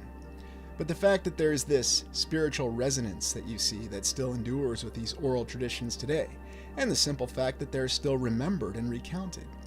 We can see how the Hopi were dispersed across the current state of Arizona, and where their reservations were. The reservations, a definite sign that the Native Americans endured a reset that was imposed by another power. That was just simply the way that they endured it. And then, of course, the American education system, which is all part of the conflict assimilation indoctrination concept or process that seemed to be used on everyone across the land after the last reset. And yet, for whatever reason, the Native Americans, whether it's the Hopi, the Navajo, the Lakota, or any of the other tribes or nations, managed to retain their connections with their past. And they've also managed to retain a very deep connection with the land. And that's one of the main reasons why I believe that they have a more accurate account of what may have transpired in the past. Now, are there other details that we still may be searching out? Are there other dramatic examples of what could have happened? Absolutely. But again, you simply can't repeat something. You simply can't share something. Knowledge has to be struggled for in many ways, shapes, and forms. And it takes experience. For example, looking at this incredible area. The Anasazi Ruin in Mesa Verde, southwestern Colorado. A very impressive city that seems to have been built in the very rock itself. Many intriguing realities exist, though, about these particular sites in terms of how they're actually hidden within the land, and they even seem to be hidden from aerial observation. Quite an interesting consideration if we're to take the past chronology that we're given from the mainstream at face value. Many of these wondrous terrain features, though, that these cities were hidden in still exist to this day, and we have to reevaluate exactly what we see in terms of the Native Americans. These weren't just a hunter-gatherer culture that simply roved the land as nomads. These were people that were very much in touch with their society, their culture, and their land. And the fact that they built incredible cities like this within the land itself. And we have to also evaluate what it means that they seem to have been concealed from aerial observation, because that's one of the realities that's often faced. It's an observation that's called out with many of these older settlements that still endure to this day. How exactly did they build them, and what resources did they really have? And when we look at the ruins of these cities and amazed at how well they're holding out, we also consider how we might think of this area as being very underpopulated currently. But was that always the case? And indeed, what actual details occurred within this particular land, these four corners of these states: Colorado, New Mexico, Arizona, Utah, and then even going beyond the four states to the west to Nevada. It's very intriguing when we consider these accounts and this impressive land. We consider the fact that these wondrous cities were once built by these people, seemingly hidden by aerial observation. Was there some sort of threat that could have come from the air? It's one of the things that when you look at how a city could have defended itself, we oftentimes look at the cities in Europe, and we've talked about the Great Star Fort fortifications, at least that's what we're informed about them, and indeed they even came across the United States during the United States Civil War. But these fortifications were not very effective.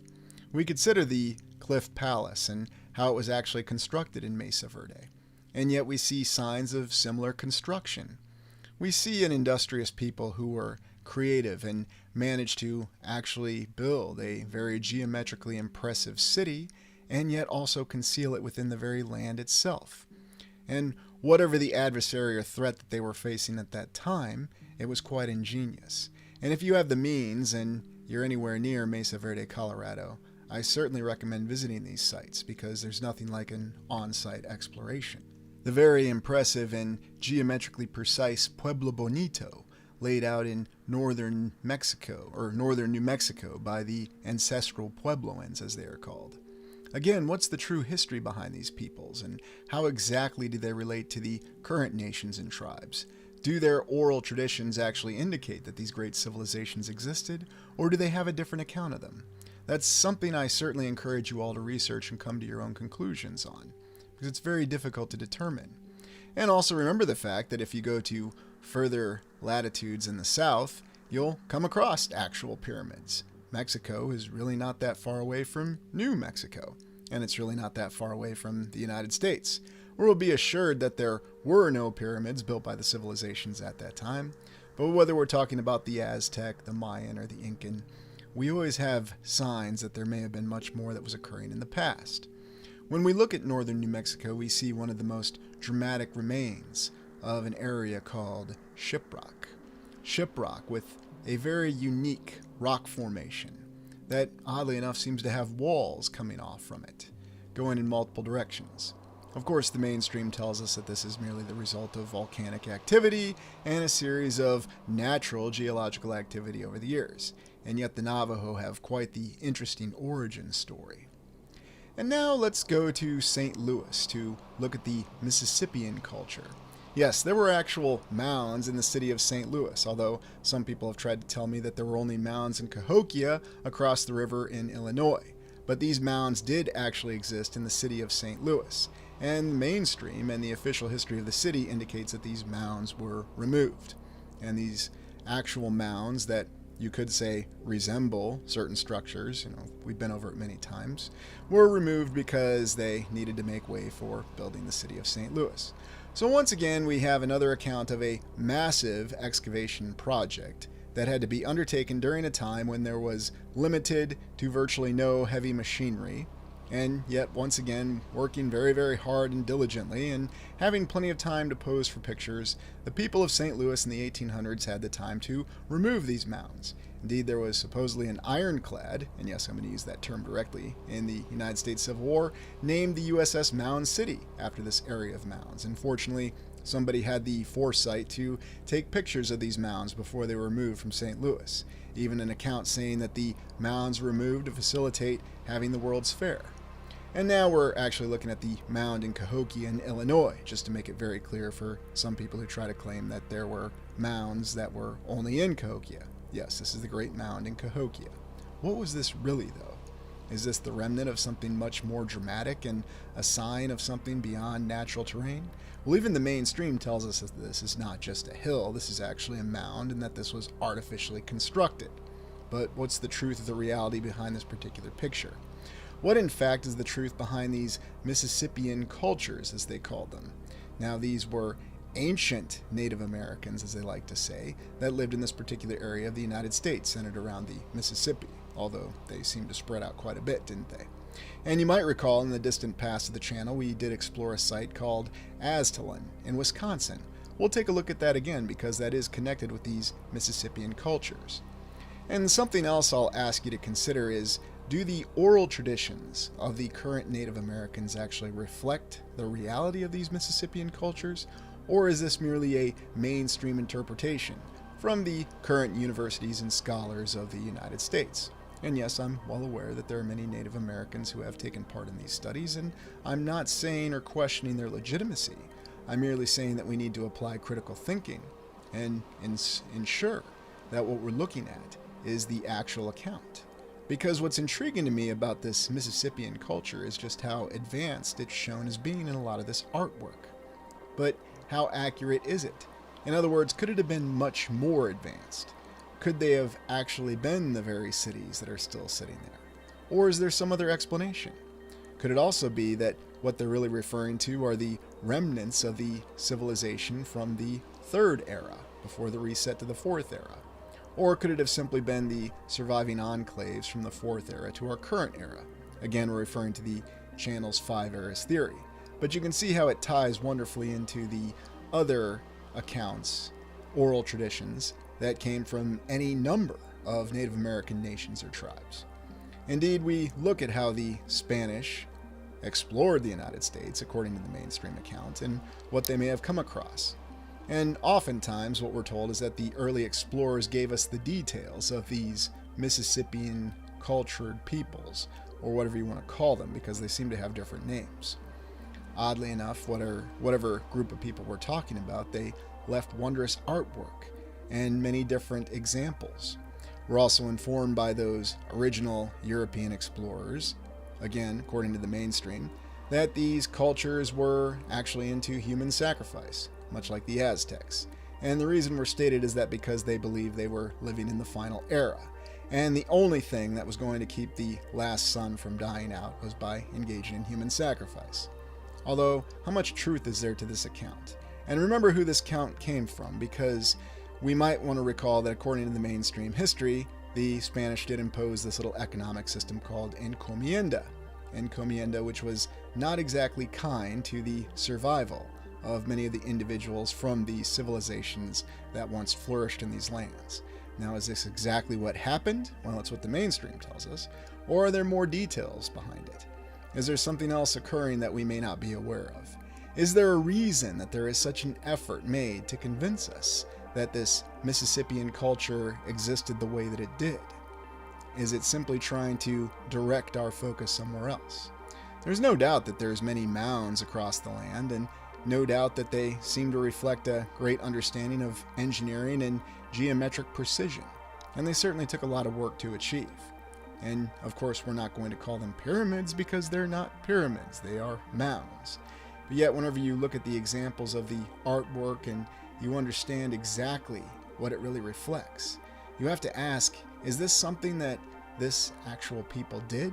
Or were these merely remnants and artifacts that were found later that were attributed to a different group of people? How could anybody or everybody get it exactly right, is all I'm asking.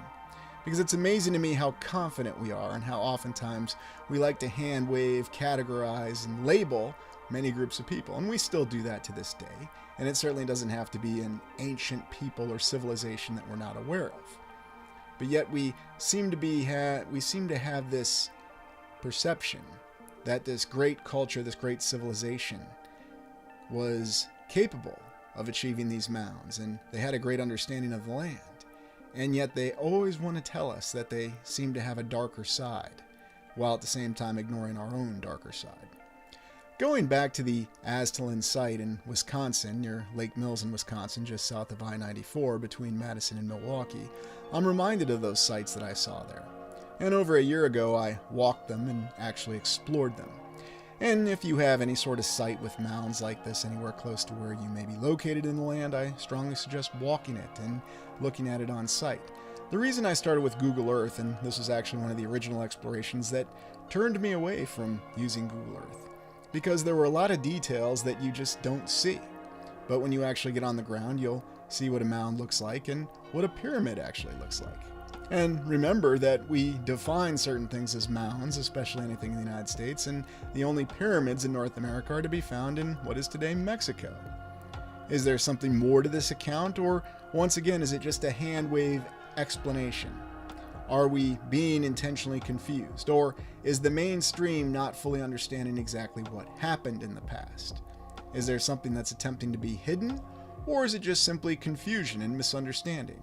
Not necessarily any sort of purposeful intention to mislead, but simply not being aware of what actually happened. I'm always amazed when you just consider that, when you compare any mound to any of the bona fide pyramids that we have down in Mexico. And oftentimes when we talk about pyramids, it tends to set off a lot of different things. For example, we sometimes seem to have issues when we want to talk about certain areas with pyramids. For example, in Sudan, nobody ever talks about the pyramids there, but there are many pyramids in Sudan.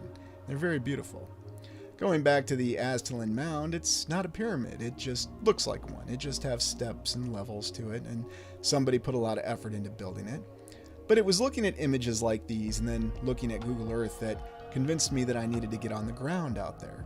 I really needed to take a closer look because I realized that what we were actually seeing might not be reflected even in these images and on Google Earth.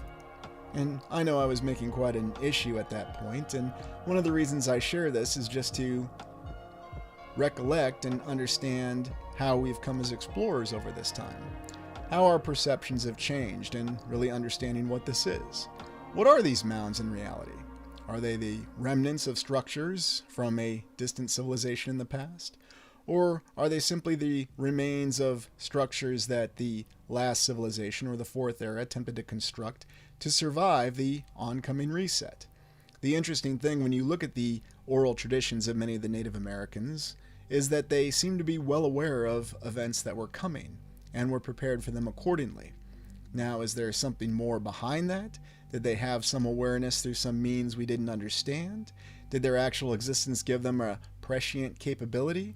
Or did somebody come along and warn them? Well, it depends on which accounts you actually look at. Indeed, it seems as though these ant people who assisted the Hopi in their survival seem to have an awareness and understanding of what was happening. Why is it we see so many examples of observatories over time that are all across the land? Indeed, there were so many observatories that were informed or constructed during the 1800s. Was there something that they were really watching for in what we think of as the sky? And of course, we have our different divergences in terms of what the sky really is. But why was there such a focus on that? Could it possibly be related to the awareness that whoever these ant people really were had, that they were able to use to assist the Hopi? Did they assist others? And could there have been a darker side to this account? Was it really a benevolent, altruistic assistance that these ant people lended to the Hopi? Or did they have more malicious intentions in mind? The Hopi oral tradition seems to record that they were a benevolent people. But again, we always have to look at multiple different sides to everything and not discount anything. The Aztalan site interested me, though, in Wisconsin because looking at these old images, it did seem to convey that it was a step pyramid. And looking at some of the original sketches of the ground, it once again seemed to match many of the other things that we had seen over time. And now, doing well over a year of explorations, we can see that the map of the Aztalan ground shows many great structures and a very impressive layout. But why is it that we always have this mentality that this had to be a certain way? And how could anybody who lived hundreds of years after this all transpired know exactly what things were like in these particular societies, these towns, these mounds? What was really the intention behind them? In fact, when you actually go and you walk the grounds and you look at some of the historical markers there, they'll inform you that it was the early European stories or the early European explorers who regaled their stories behind what these people were like. Actually, being on site, I remember being impressed at how everything was laid out. But I also noticed that there seemed to be an intention to communicate to us about what was really going on, as though we were supposed to have a particular perception. Because you might notice they put the palisades everywhere, and did those actually exist? Why would anybody bother with those? That almost looks like something that gives you a little bit of a distant past, or maybe some perception that's not actually correct with what the people at that time used. And again, what are we really walking on here? These are the kind of things that we need to consider, because when you look dead ahead at the mound, you can see that there's a lot of geometric precision to it. You can't simply try to hand wave it away and say it's a natural formation, although at this point in time I wouldn't be surprised if someone tried to do that. When you're actually on the grounds, you'll come across these little historical markers that'll tell you the appearance and manner of dress, and they do say it was from European explorers' descriptions. And then they even give you an idea of the social organization.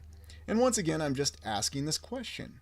Are these accounts actually from the Native American oral traditions, or are they from subsequent scholarly and university-funded studies? It's just a question. I was always amazed, though, that when you look back at this particular mound, you definitely get that impression of many of those step pyramids that we see at the further southern latitudes in North America. And why is that? Is it just my mind playing tricks on me? Or do you see a completely different structure when you look in this particular direction? Do you get an idea that you really could be standing on something that was once immense and amazing? That even with the passage of time and even with the growth over it of the grass and the trees and everything else, you can get the idea that there is something beneath our feet that is very dramatic, and something that we have many clues, many different accounts from the Native Americans' oral traditions that might tell us what was really happening. That might give us a better idea in terms of our true account of what actually happened. Now, as I always say, the mainstream could be correct, but with every exploration that I do, I find it less and less likely. But again, that's just me. I, of course, leave it to you to come to your own conclusions. Maybe you think that our chronology transpired to our current calendar exactly as we're informed. Maybe there's no signs of intervention here on this site. Perhaps this is what it was really like. But walking along the site and really seeing it and really connecting with it personally, I still think to this day that it doesn't match what we're told. Although there was one use that I had for Google Earth, and that was actually off the official site. There was a much greater mound between it and the town of Lake Mills in Wisconsin. And I really have to ask what exactly was going on at that great mound. Welcome to the Restituto Orbis channel, and today we're going to be considering the account of communication across the vast oceans. One of the buzz terms that came up in the 1900s is the concept of an international community. But how could you actually operate an international community without the ability to communicate? The incipience of the internet in the 1990s is something that was concerned with data communication abilities. But it had its beginnings in the 1800s with the original transatlantic telegraph. This isn't an ordinary fight. This is a fight between the powers of light and darkness. We begin our exploration by considering the account of the SS Great Eastern, and another wondrous engineering genius from the 1800s. You see, in order to lay this nearly 3,000 miles of cable across the Atlantic, they needed a very large ship to do it. And the Great Eastern was the largest ship in the world. Indeed, it was quite a revolutionary ship. It was the brainchild of this engineering genius, Isambard Kingdom Brunel. He was considered one of the most ingenious engineers of the 1800s. He lived from 1806 to 1859 according to the official account. And you can see here with his relaxed, almost Al Bundy-ish pose, this was an individual who seemed to have few worries. The official historical account tells us, though, that he was one of the greatest engineering geniuses of the 1800s, and indeed remembered as one of the 100 most famous Britons, according to some publications. I find it intriguing, though, that when we look at the schematics or plans of this particular building, that they seem to be rather limited on perspective. But once again, we shouldn't question it, because people were exceptionally intelligent and insightful in the 1800s. Mr. Brunel had no shortage of infrastructure projects that were rapidly completed, and in coordination with his father, Mark, they managed to build many bridges and many wondrous abilities to connect the United Kingdom at that time. And let's also remember that it was the Victorian time during the reign of Queen Victoria. There's no shortage of wondrous bridges that Mr. Brunel was responsible for. I always wondered, though, how exactly do we know the specific pronunciation of his name if this individual passed away in 1859? Perhaps he pronounced it very differently. I mean, usually the pronunciation of a name is dependent on the individual. Some of these bridges are just stunning, and many of them still stand to this day. And you consider the logistical effort that had to be employed at that time in the 1840s to the 1850s to achieve these wonders. And many of these are bridges that will endure the test of time because they tend to have a lot of stonework. Although not all of them, we're told that some of them seem to be a mix of more modern materials, whether you want to say it's steel or iron or whatever they were saying the materials they were using in the 1840s and the 1850s were. This is a very impressive combination, and you can see the I.K. Brunel, the engineer who was responsible for this particular bridge. Perhaps the most famous project, though, that Mr. Brunel and his father were responsible for was the tunnel under the Thames River. And here you can see we have a nice drawing of this invention they had called the tunnel shield, and that was the means to actually tunnel out the tunnel. Here's a modern example in Taiwan, and I'm sure it looks very different than the one that I.K. Brunel and his father innovated back in the 1840s. The SS Great Eastern. So Brunel was an individual who was an engineering genius. He had completed many infrastructure projects, and now he wanted to dive into the transatlantic transportation aspect. The Great Eastern would be the largest ship ever constructed in 1859, and we have many very dramatic photos of this ship during its construction. This would be the largest ship in terms of length and tonnage all the way up until 1899, and it wasn't even until the early 1900s that its passenger capacity was surpassed. Quite a stunning achievement. I suppose you could say that this particular ship was really the Saturn V rocket equivalent of the 1800s, because it wouldn't be until the following century that it was actually surpassed. Somebody let me know when we actually surpass the capabilities of the Saturn V rocket. I know we've got plans on file, but we'll see what happens. When you look at the photos, though, of this particular ship, you can get an idea of its gargantuan size. And indeed, Brunel's plan was to master the transatlantic transportation capacity. This was supposed to be a luxury ship at the time. It was also revolutionary in the fact that it utilized many different forms of propulsion. It had steam propulsion, it had the giant paddle wheel that you see on it, and it was also equipped with sails. We're also informed that everything about this ship was revolutionary for its time. They had never built a ship like this before, and indeed it would be decades before they would surpass its capabilities. Oddly enough, though, there are conflicting accounts about the effectiveness and the design of the ship.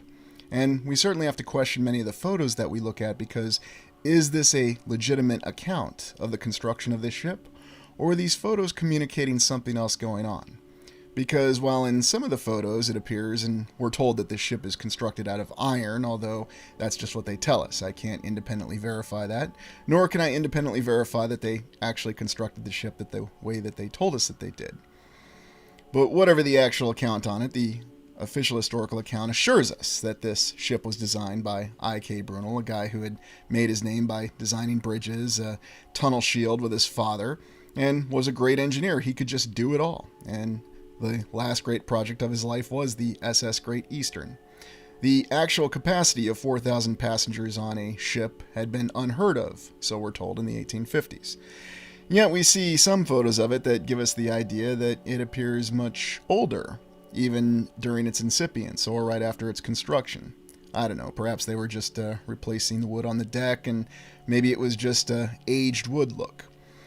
The official historical account tells us that this ship, that was also going to be called the Leviathan, was a bit of a joke at the time, that it would have no practicable use because it would be too large and too unwieldy to actually even get in the water, and as you saw in the initial image, it was used for advertising. So, oddly enough, this ship has quite the account. And here in this particular image, we can get an idea of its size compared to contemporary ships at the time. Consider the vast advances in sailing technology and shipbuilding technology in the 1800s. Because at the start of the 1800s, the greatest ships at that time were considered the ships of the line. They were exclusively driven by wind and sail.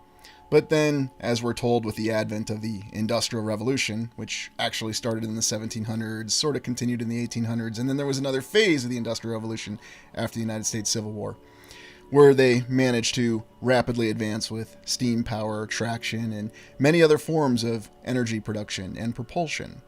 And what makes this ship so interesting, as we discussed earlier, is its multiple forms of propulsion. It was completely revolutionary, and There had to be many challenges with construction. As we understand it, there was never a ship of this size or this material or these three forms of propulsion ever combined before. So keep that theme in mind for this particular exploration. We have a revolutionary ship that is going to take part in a revolutionary project in terms of implementing a technological capacity of communication that had never been possessed in the world at that time.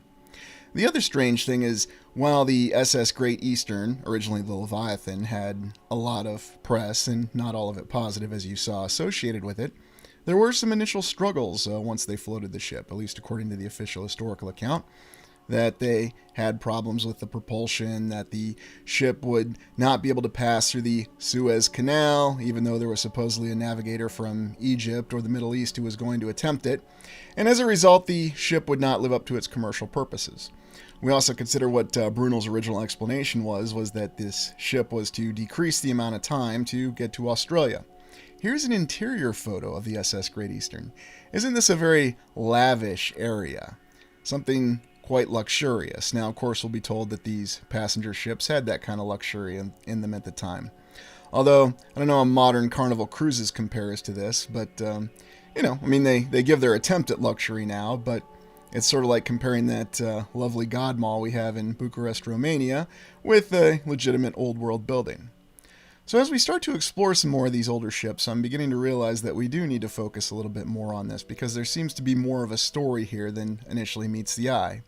The sudden revolutionary advent of the SS Great Eastern, and here we can see the propeller and the actual size of the engine in the ship once it's submerged in water to give us an appreciation for its gargantuan size. We always have these accounts, though, of how this technological revolution came about and how people were so enterprising and entrepreneurial in the 1800s. And with the SS Great Eastern, the reason we have to tell its story first is because it was essential in finally completing the effective transatlantic telegraph cable. And the reason being is that you needed a ship large enough in order to store all the cable on it. Indeed, we'll find out with the account that their initial attempt to establish a transatlantic cable involved a couple of older sailing ships, and it was rife with difficulties and challenges. Here you can see where the ship was originally constructed before it was floated into the water. Quite a tremendous size, but now let's look at how it compares to other ships of the time and why the SS Great Eastern was considered so technologically advanced. We have simple models of it that still endure to this day, and I find it interesting that this almost looks like a wood model of what was supposed to be an iron ship, but I don't know, maybe it's iron that's supposed to look like wood or wood that's supposed to look like iron. Again, you have to wonder when you go into museums exactly what they're trying to communicate to you. And you can see the Great Eastern highlighted here, a ship from 1859, and it wasn't until 1899 that there was another ship that would even compare to it or surpass it in length, which is quite impressive. And you can see that that ship was the RMS Oceanic from the very famous White Star Line. It was the first ship that actually surpassed Great Eastern in length. Although it wasn't until much later that they actually had a ship that surpassed it in passenger capacity.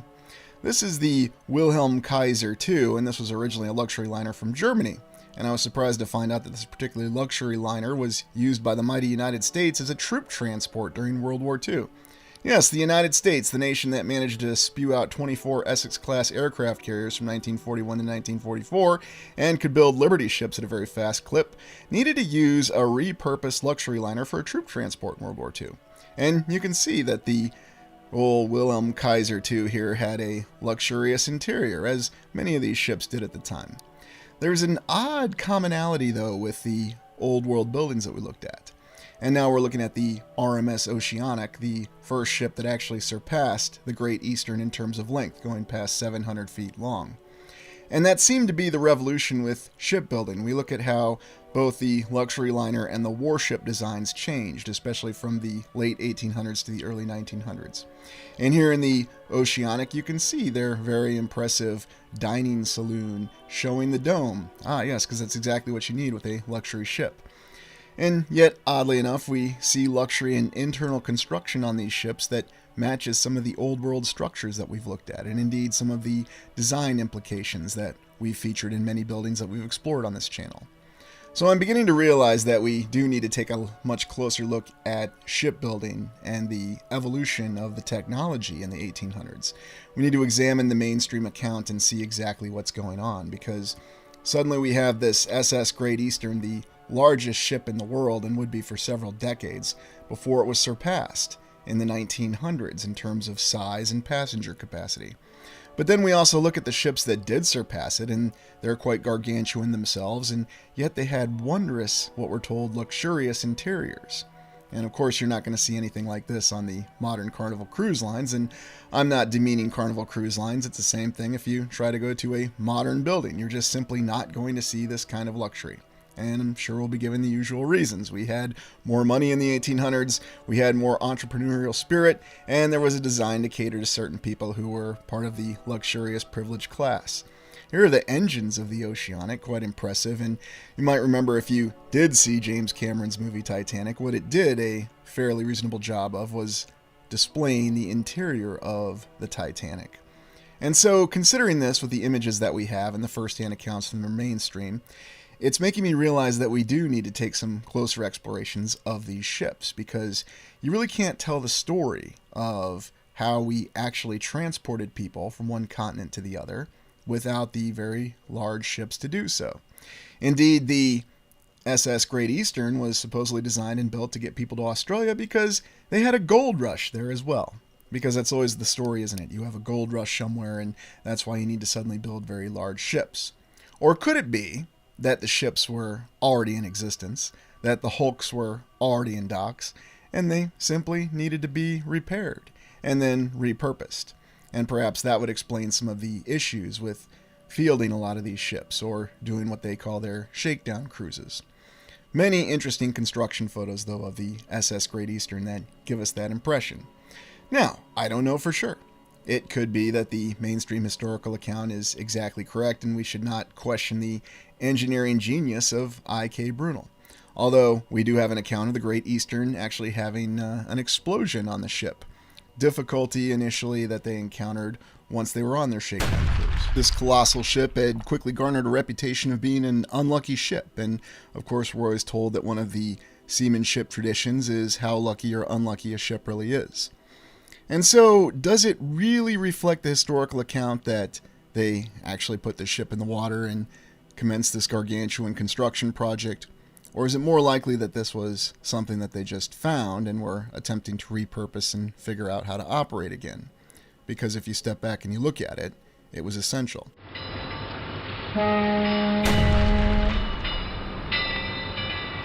Let's look at the account of the transatlantic telegraph cable itself, a very risky business venture. Interestingly enough, we don't really have a real reason for why they wanted to establish a transatlantic cable between the United States and the United Kingdom in the 1850s. Indeed, that seems to go against the mentality at the time, as the United States you would think would be fearful of the United Kingdom actually having influence in communication, but I'm sure they had a good reason. And this is Cyrus Field, alive 1819 to 1892, and he created the Atlantic Telegraph Company. Now, he was simply an entrepreneur, a businessman who somehow managed to always procure a lot of capital, as they always did. And despite having failed business ventures, he was able to embrace this risky one. Indeed, we're told that Mr. Field actually sailed across the Atlantic 56 times to meet with his British counterpart, Mr. Brett, depicted here, although Mr. Brett would not actually live to see the completion of the transatlantic cable. And even before forming a company, Mr. Fields ordered 2,900 miles of cable from a recently established company in the United Kingdom. So very impressive. How exactly did he pay for that? I mean, did they just take orders like that? And even the governments of the United States and the United Kingdom provided former warships in order to lay this cable across the entire Atlantic.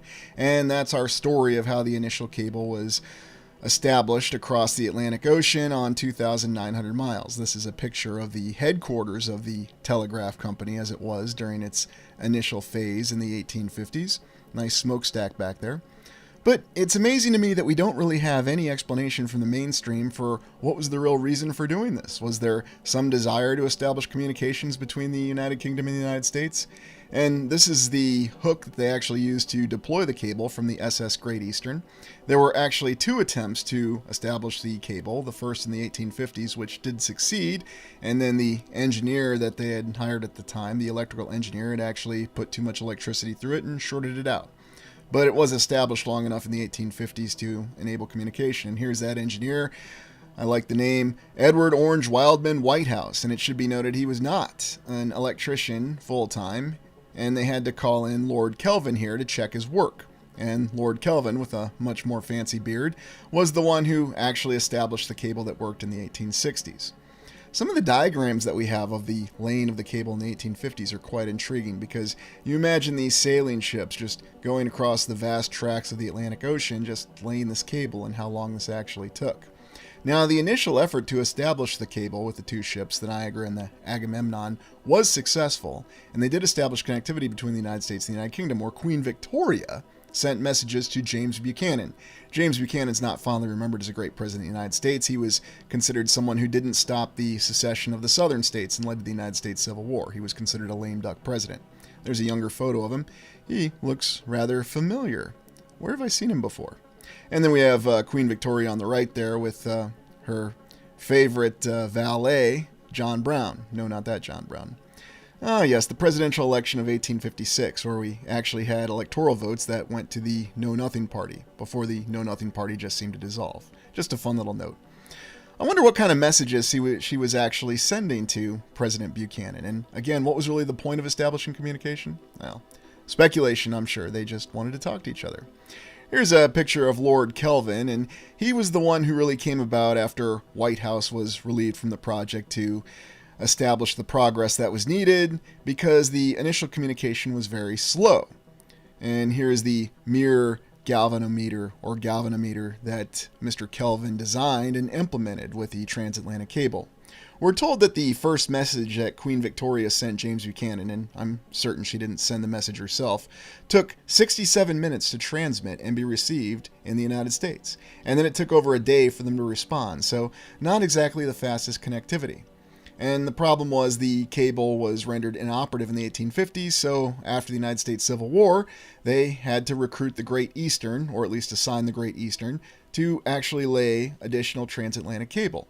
And since the Great Eastern was the largest ship in the world at that time and would be until 1899, it actually had the capacity to carry all this cable, 2,900 miles of it, within the hold of one ship, instead of having to divide it up between 2 ships. So quite an intriguing account, all this high risky business venture and all of this capital that just seemed to be generated from nowhere. Here's the captain of the ship, James Anderson, and he doesn't actually have a photo taken of him, we just have a sketch, but I suppose he's sort of like our E. Townsend Mix in this story, in the fact that he was the captain of the ship, and they did effectively get the cable established again after the United States Civil War. We're also informed that the SS Great Eastern was unable to make its passenger runs because of the risk of the United States Civil War, which is rather bizarre, because we're also told that during the United States Civil War, the Union Navy had a vast numerical advantage over the Confederate Navy, and the only time there was any sort of parity or risk was during the Battle of Hampton Roads, the CSS Virginia versus the USS Monitor. Here are the diagrams of what they called the submarine telegraphs at the time, and apparently once they established communications, there were wondrous celebrations that went about. This is New York City in the 1850s after the first telegraph message was sent, and everybody decided to turn out for a vast parade. Nice cupola back there in the building. I guess that's just what happened back in the 1850s. We established communications, let's go out for a parade. But it wasn't until the 1860s that we're told that they had more effective and faster forms of communication. And you look at the internet analogy with this is all the same. But was this technology something that they had innovated and implemented and established in a rapid amount of time from 1850 to 1870? Or was this existing technology that they simply needed to work on and return to an operational capacity? What actually makes more sense? Well, as always, I'll leave it to you, but our mainstream historical account makes it very clear that we had very ingenious and entrepreneurial, adventurous individuals. There were no shortage of them in the 1800s. And indeed, during the Great Exposition in Paris in 1867, Cyrus Field was awarded a gold medal for his achievement in establishing the transatlantic telegraph cable. And so we have a happy ending. And as if that's not a happy enough ending, We also have his original company having a new name to it, and it was called the Anglo-American Telegraph Company after the mid-1860s. What an interesting flag.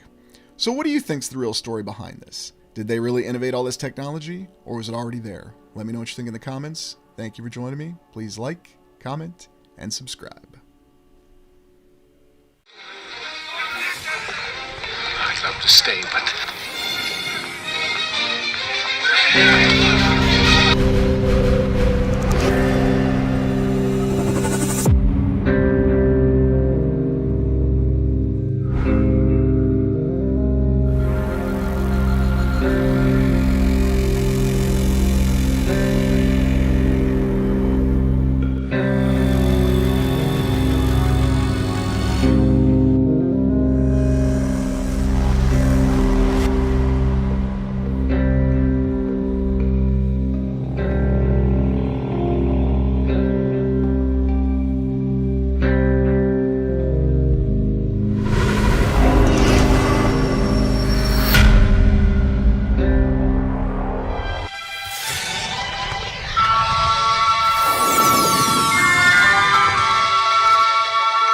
The decade of the roaring 1920s begins with a time of sickness. We're going to examine the mainstream account, starting with the Spanish flu, considered the worst affliction to hit humanity and affecting all the lands, killing anywhere from 25 to 50 million people, and some accounts saying as many as 100 million people.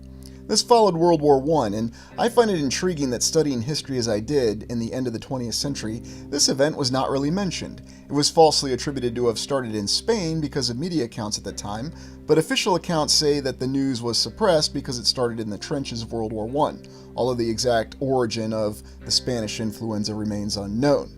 We're accepting the mainstream account because it's quite intriguing.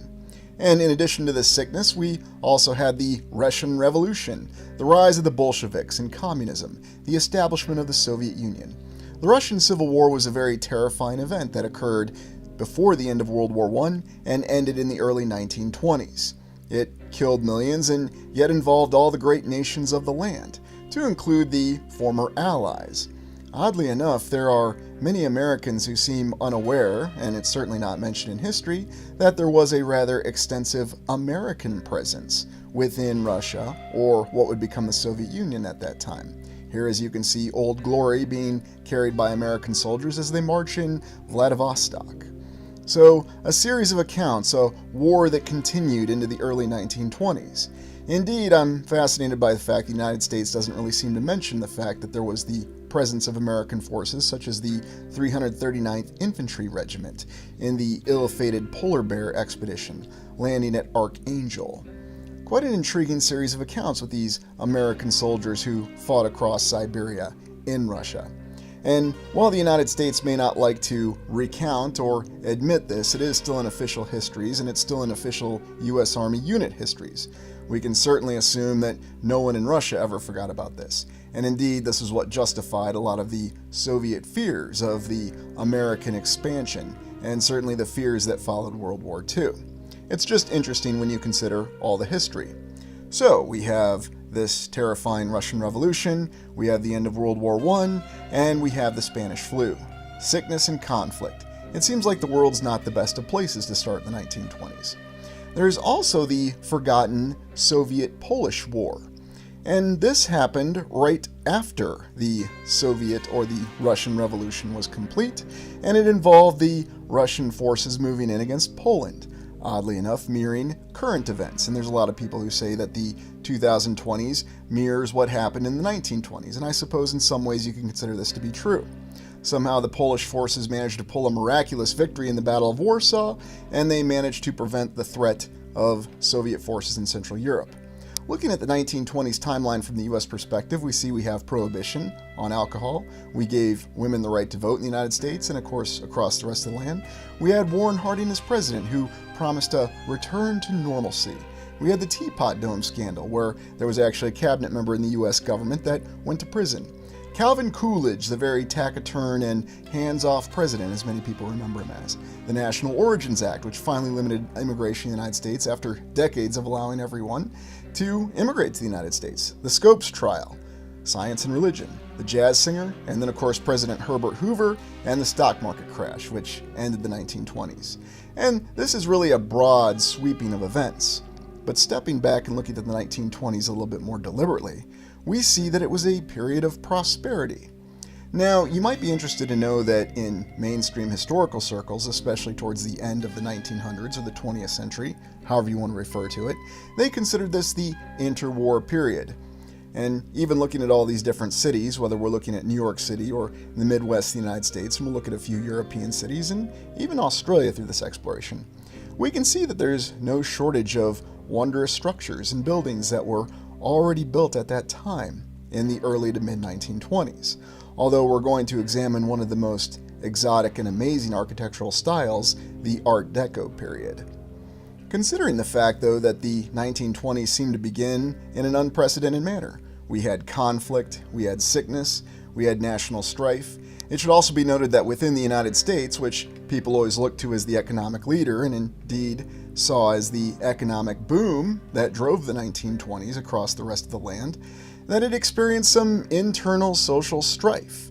Indeed, there was the Red Summer that occurred, which involved a lot of racial tensions, which seems to be a recurring theme in the United States that continues to this day.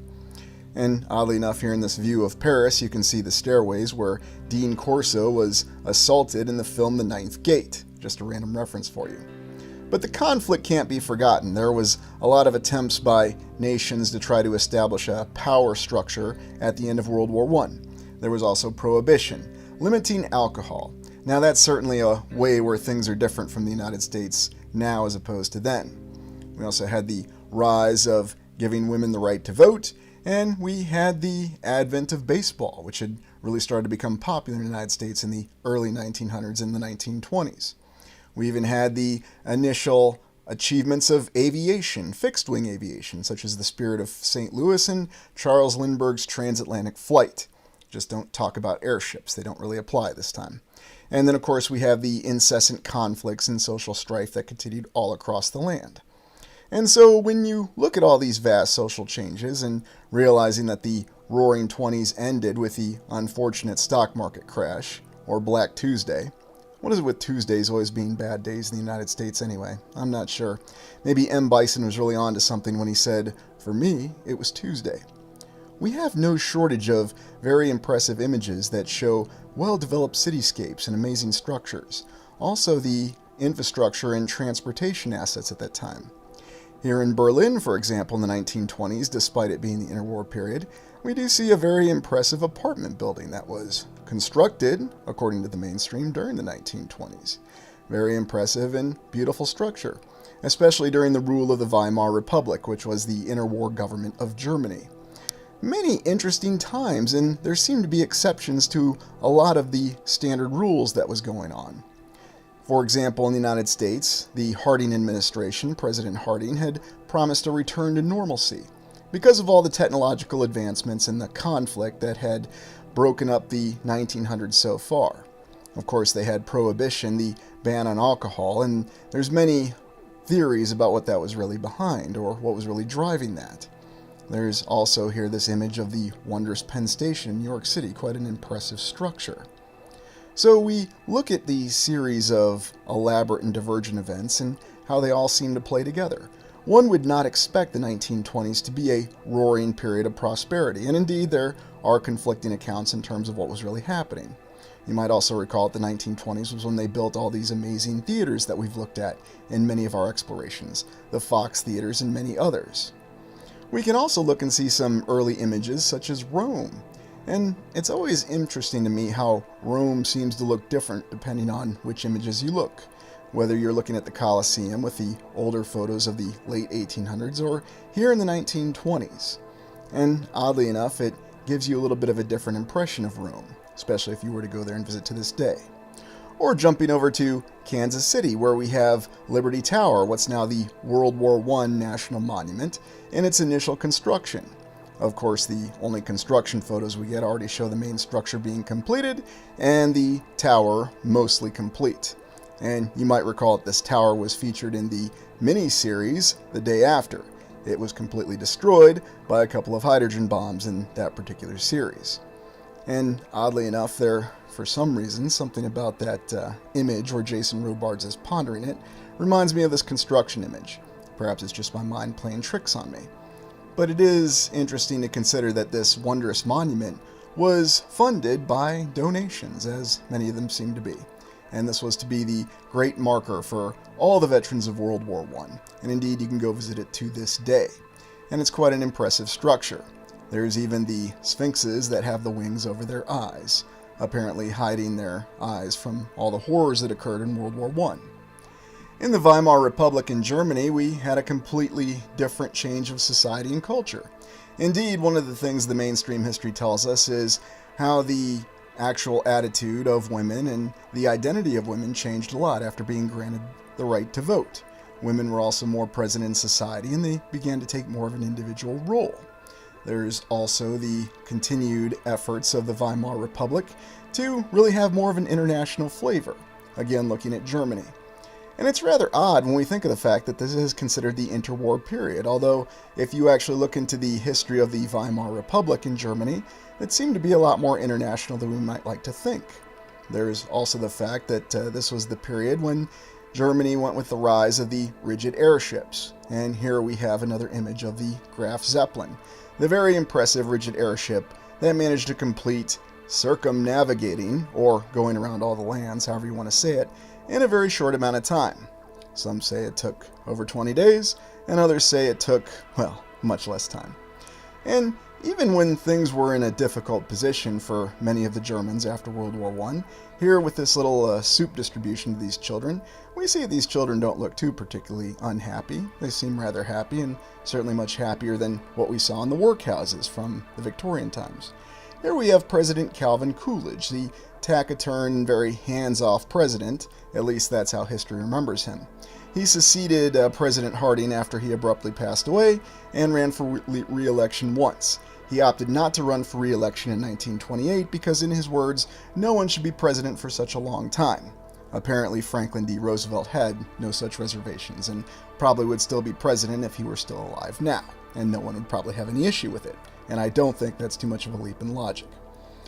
The incessant images, though, that we have that show the activity and the seeming booming period of the 1920s always gives us an impression that it really was a time of prosperity, such as the construction of the shopping plaza in Kansas City, Missouri, the first outdoor shopping mall in, really, some would say, the history of the land, modeled after Spanish architecture, and yet they managed to rapidly complete and erect this at this time.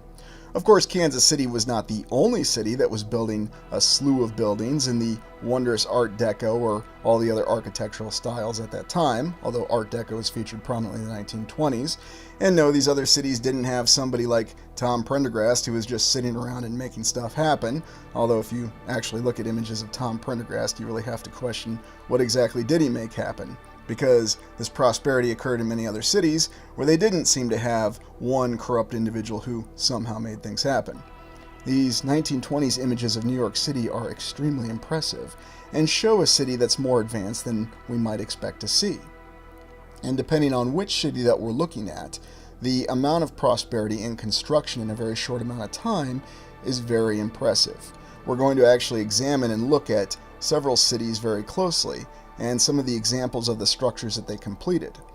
The 1920s is also noted as the time of the one-year wonder structures, where we had many buildings that were completed in a year.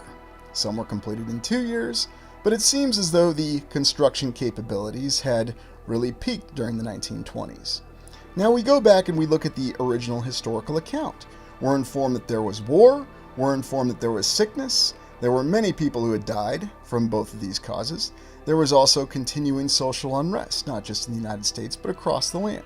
Continued conflict, and that continuous conflict between communism, democracy, or East and West, however you want to view it. There's many different ways to view it. And indeed, it goes back to looking at how the 1920s and the 2020s actually compare. Now, there are some similarities, but it's certain to say that the so-called global war on terror that the United States waged from the 2000s to 2010s, all the way up to the early 2020s, if you count Afghanistan, is nothing like what happened in World War I. However, if you're a soldier and you're killed by shrapnel from an artillery round or a mustard gas attack or whatever, it's no different than if you're a soldier who's killed by an improvised explosive device or a roadside bomb in a global war on terror.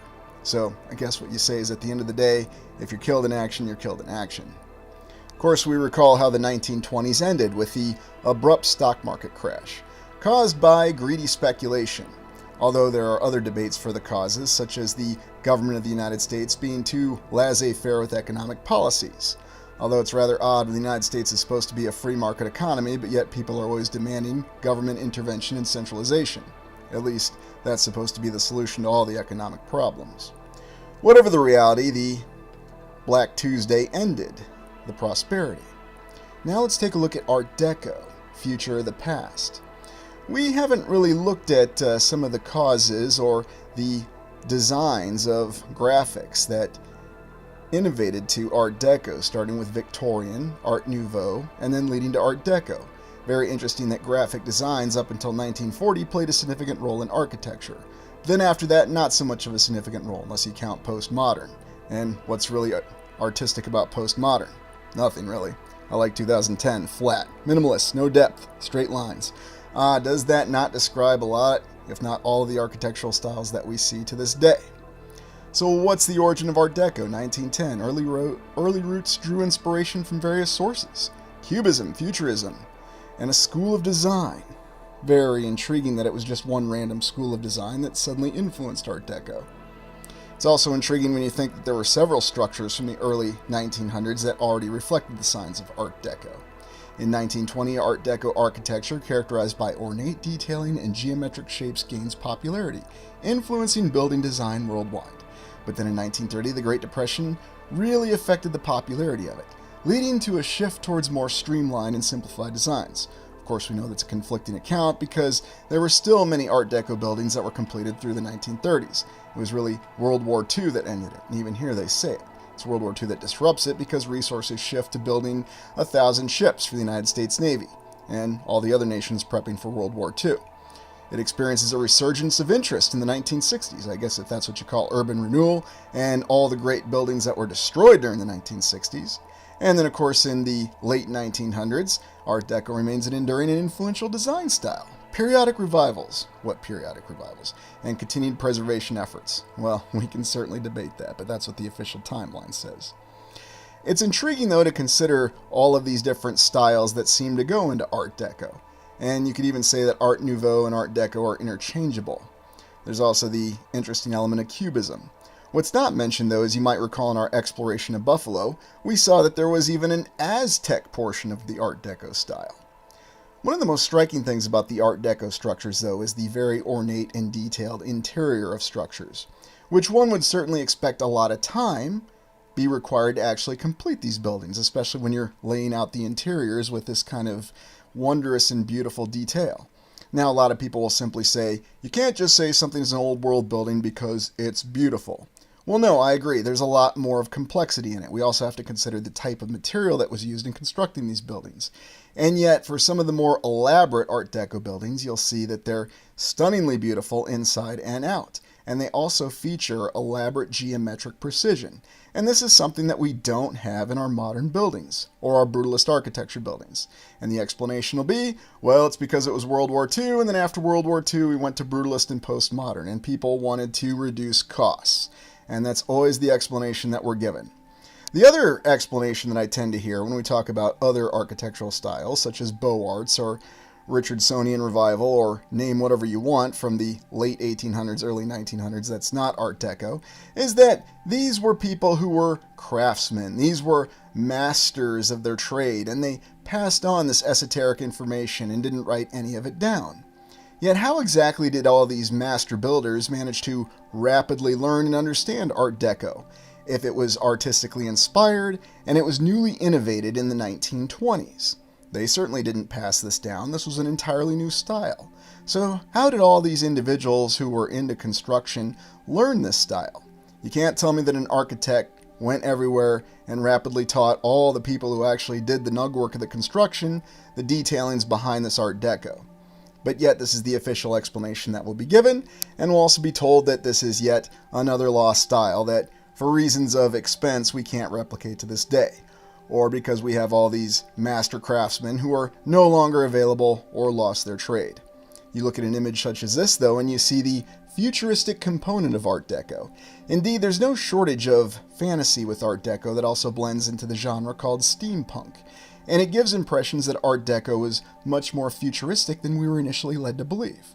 And you can find this in actual images, various examples of artwork, and fiction from the time into this day. It gives the impression that there was a greater futuristic component to Art Deco, that maybe it could have been reflecting an older civilization that really was far more advanced. And I recall a joint exploration I did with Old World Exploration where we looked at Art Deco in detail and we saw this futuristic view of it. And it's amazing that it seems to be a disturbing and almost lacking continuity with the timeline of the 1920s. Because how exactly did they go to this? And many of these buildings still stand to this day, and you can go visit them. And we'll be looking at some examples of these buildings, and whether you're in one of the great cities of the United States or anywhere else across the land, you can still find examples of these Art Deco buildings. They're all over the land.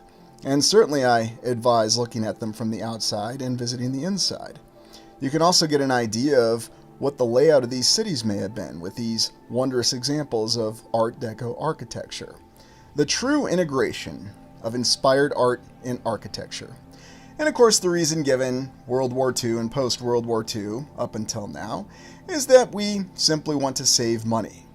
But we have to remember the science fiction component of Art Deco even was reflected in the film Metropolis, which this channel did review in its early days well over a year ago. Metropolis is an intriguing film, though, because some suggest that perhaps this is a film from an entirely different civilization, although official accounts say it was made in Germany in the mid-1920s by Fritz Lang, and it's considered one of the quintessential and pioneering science fiction movies. Now, it's not the first, but it's certainly the 2001 of its day, if you will. It really inspired the genre. And there's many interesting scenes that almost show things that appear otherworldly. Many of the concepts, this is the first time they were seen on the big screen, such as with synthetic beings, androids, cyborgs, robots, whatever you want to call them.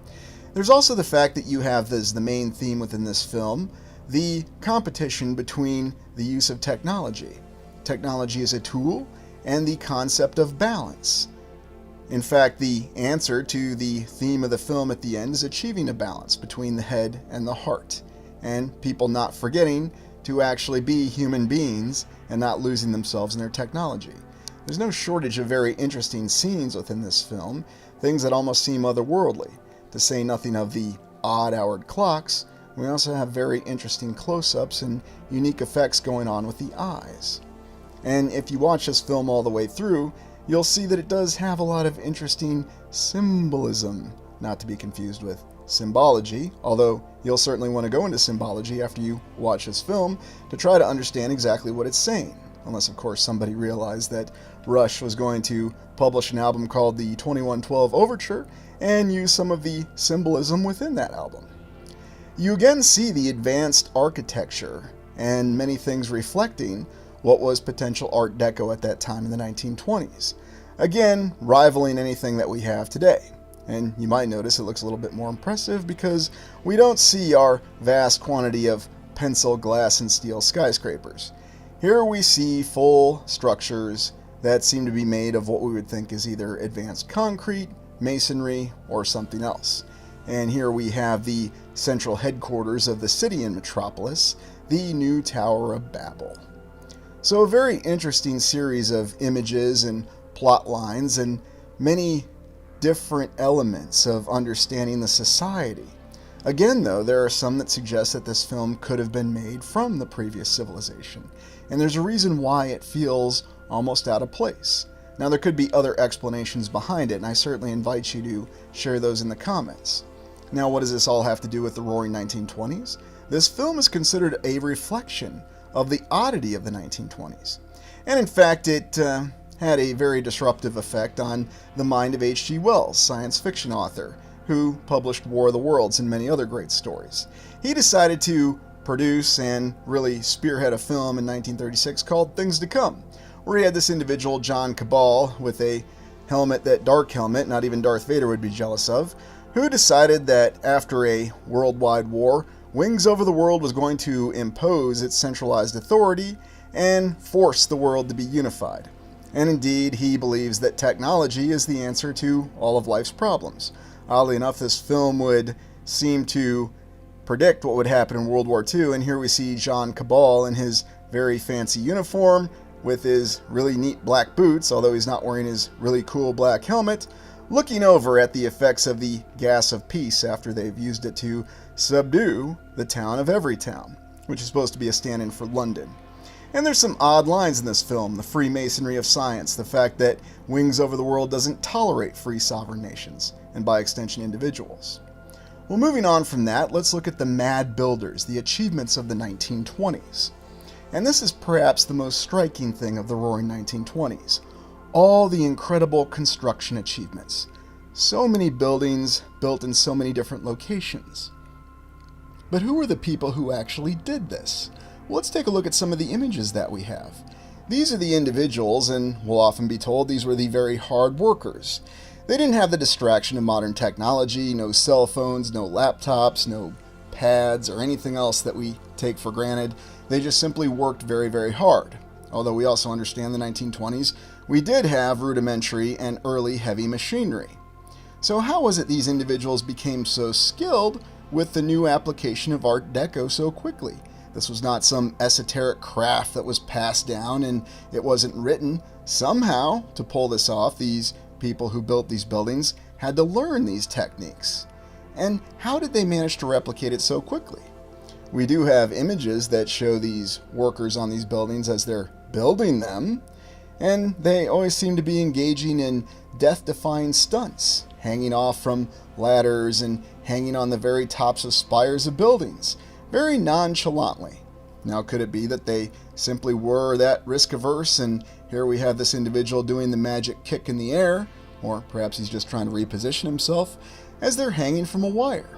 No safety equipment, and you have no shortage of images such as this, where they're just dangling up this high. And of course the explanation will be, they simply didn't care about their safety. They had to work. If they didn't work, they wouldn't get paid, and they would die. That's what people will say. I always appreciate this image with all these workers just sitting here on this beam, and again, suspended above the city, and if anyone makes the slightest wrong move or loses their balance, they're going to be doing a Wile E. Coyote down to the street below. Now you could say, well, there were no safety standards and nobody really cared about such things. But how exactly do you keep a construction project going if you have 10, 20, 100 workers who've all fallen off the building and died? And then all of a sudden you have the reputation of that going around. Yes, we were trying to build the Empire State Building, but 500 workers have fallen to their death. Indeed, that's a reason given for why the Panama Canal was not completed by the French, because they had so many workers dying from the mosquitoes and the malaria. Nice shoes here. So you see, Christopher Lee wasn't the only one who wore the heeled shoes to do his dueling in Three Musketeers. That individual did it to build a building. And you know, what else could they do while they were constructing these buildings in the 1920s? I guess they could also get in a quick 9-holer while they were up on top of the structures. Many strange images that give you many conflicting accounts. But, you know, I suppose it does support the mainstream's argument, because if you have individuals that could so easily do this and operate on building this way, and actually constructing this Art Deco, which we discussed earlier, would be very problematic, because how did they learn all these artistic techniques so quickly? And how did this really disseminate across the entire nation so quickly to where all these skilled workers could pull this off? Here we have this bridge being constructed and everyone just seems to be taking a nonchalant walk. Here we even have a dinner being served. Ah, yes, doesn't this look like a very intriguing image? And we see the skyline in the background. Yes, why not? Just sit down while you're working and have a very fancy dinner. Have a couple individuals that are very well dressed in tuxedos and serve you everything that you need. I don't know if I see any problems with this image, but it's very interesting. I mean, just think, if you're getting that kind of service, then maybe I could understand the mainstream's point and all the people who support it, that yes, they really did build these buildings. I mean, if you can just dangle off the edge of buildings and actually have a fine meal served to you while you're sitting up here suspended above the entire city where one wrong move could send you plummeting to your death, then yes, they really could do anything. Now you do have some, maybe we should say, more modest images mixed in where we have individuals. This individual here appears to be contemplating. Although when you look at the construction timelines on these buildings, you really have to ask, when did they ever have time just to stop working and pose? Because I thought they were working all the time. They had to be working 24 hours a day, 7 days a week. And if they were building buildings in Chicago and New York, they certainly couldn't have stopped with the winter when you had snow. They certainly couldn't have stopped when it was a rainy day. And they really couldn't have stopped when there was the big winds. But as we said, if they could balance themselves so well, it shouldn't have been a problem. You might recall when we explored St. Louis, one of the interesting structures from the 1920s that we looked at, it's not technically Art Deco, but it's an interesting structure nonetheless, is the Civil Courts Building. And one of the things that always fascinated me by the Civil Courts Building, or the Civil Courthouse, they've got a couple different names for it in St. Louis, is just how rapidly they built it. And no, like we said, it's not Art Deco. You could probably consider it more Roman Greco, or perhaps even before that, because the top of the building, as a couple others are, is modeled after the Mausoleum of Halicarnassus. Although, how we actually know what the Mausoleum of Halicarnassus looks like is beyond me, but, if we said we did it, we said we did it. And it's with that structure that I have one of my absolute favorite construction photos, where we see the top of a column actually being constructed. And here we have the exceptional abilities of the workers once again. Their ability to balance themselves in very unnatural ways. Their ability to continue focusing on the job. I mean, I would certainly be holding on this high above the ground with the top of my foot and not having a good foothold. I don't need it. I'm just that good. Yes, you just have to believe they really built these buildings. And really, if you accept the fact that they were able to build the column like that with that individual holding on with the top of his foot to nothing, then you don't even need to see the images of how they built these sphinx-like figures at the top of this replication of the Mausoleum of Halicarnassus on the Civil Courts Building. You can just accept it at face value. Why question it? And in Australia and other locations, they had the same thing. Here you have these super workers that are just pulling all these amazing things off and building all these buildings in a very short amount of time. Of course, again, they had time to stop and pose for pictures, but, that seems to be the least questionable element of the story. I mean, the fact that we see them balancing themselves, and the fact that oftentimes the construction of these buildings doesn't seem to match with the actual interiors, there's no reason to really question that. I think we could just simply hand wave that away. Now, how many buildings? So I just wanted to take a quick look at some of the stellar examples of the structures that were completed in the 1920s. There's the Cathedral of Learning, the 42-story skyscraper that's the centerpiece of the University of Pittsburgh. And the mainstream account tells us that they built this in 1926, although they detail it a little further in terms of when they actually laid it out. They commissioned it in 1921, ground was broken in 1926, first class was held in 1931, but they didn't complete it until 1934. So I guess you could hold class in it until it was completed. It's a very stunning structure, and indeed you can look at a lot of the construction photos of it and you'll see that it's just something utterly extraordinary. And it's just one of the many structures that were built in the 1920s. Now, technically, it's not Art Deco. Although what's really intriguing is when you look at the construction photos of it is how the construction photos don't really line up with the interior, especially when you look at the actual interior of the main auditorium or any of the commons rooms, where you see something that looks like a giant cathedral. So that's one example. We also look at the Detroit Masonic Temple. We go to Detroit. And here in Detroit, Michigan, with the Masonic Temple, we're informed that they broke ground on this in 1920 and completed this stunning palace by 1926. And if you want to see more detail on this, go look at the Detroit exploration on this channel. I'll link these explorations in the description. Then there's the Guardian Building, and this is a bona fide Art Deco building and another one of the one-year wonders, also built in Detroit. A very impressive structure, and of course it has the hallmark of the very impressive interior of the Art Deco building. At the same time, we also have the Fisher Building, built in Detroit, and this is one of those structures that basically takes up an entire block. And this one was completed in 1 year, another one-year wonder, and you can certainly reference this. So a couple Art Deco buildings, the Great Detroit Masonic Temple, and then of course the Cathedral of Learning. Now we're just looking at a few examples. Now, here, let's take a look at all the buildings in Chicago that were built in the 1920s. Now, if you want to go to the Chicago Towers exploration, you can look at many of these. And we see there's no shortage of buildings that were rapidly constructed in Chicago. We have the Chicago Women's Club, we have the Chicago Temple, we have Soldier Field, which we explored in the fields and very interesting stadium exploration. We have Union Station, Willoughby Tower. Basically, it seems like they built most of Chicago in the 1920s. Matter Tower, so very impressive. All these structures built in a very short amount of time. Oh, and at least I overlooked the Union Station from the 1920s too. So impressive. What other examples do we have? Well, let's take a look at Manhattan in New York City.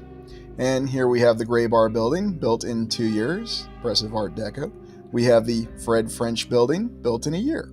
We have 2 Park Avenue, built in 2 years. We have the Chanin Building, or the Chanin Building, if I'm pronouncing that correctly. The Fuller Building, another 1-year wonder, very impressive. The Master Building, a 1-year wonder. Hotel Lexington, another 1-year wonder. The Chrysler Building, which we looked at and we're very familiar with. Salvation Army and National Headquarters, another 1-year wonder. The Downtown Athletic Club. The Empire State Building, it actually took them 2 years on that, and we've explored that in the New York Exploration. General Electric Building, 2 years, we've explored that. And so many, many others. Now, yes, I know you'll say it's New York City, but isn't it intriguing to look at all these buildings that were built in a very short amount of time? And of course, we go to St. Louis and we have the Southwestern Bell Building, built in 1926, and of course the Civil Courts Building, where we had that death-defying construction worker who could balance himself on the top of his foot while he's constructing a column, because it all makes perfect sense, doesn't it?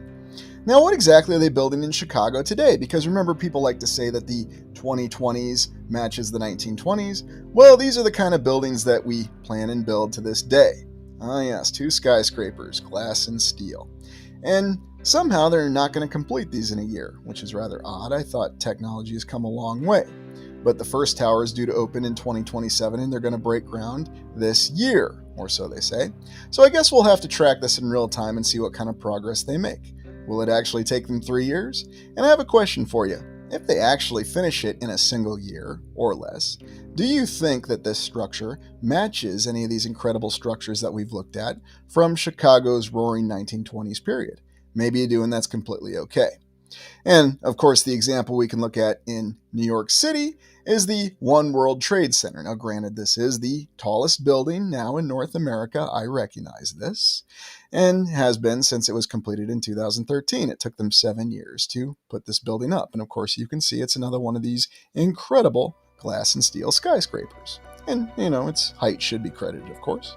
And when we look at the interior, yes, I don't know what it is. I mean, it's a very functional interior, and if it's your style, it's your style. I'm not going to castigate you for it. It's rather intriguing to me, though, that they put it right above the Empire State Building. And if you actually go in the Empire State Building, you'll see a slightly different interior. So what's really the explanation behind the roaring 1920s? Is it possible that the reset occurred in the 1920s?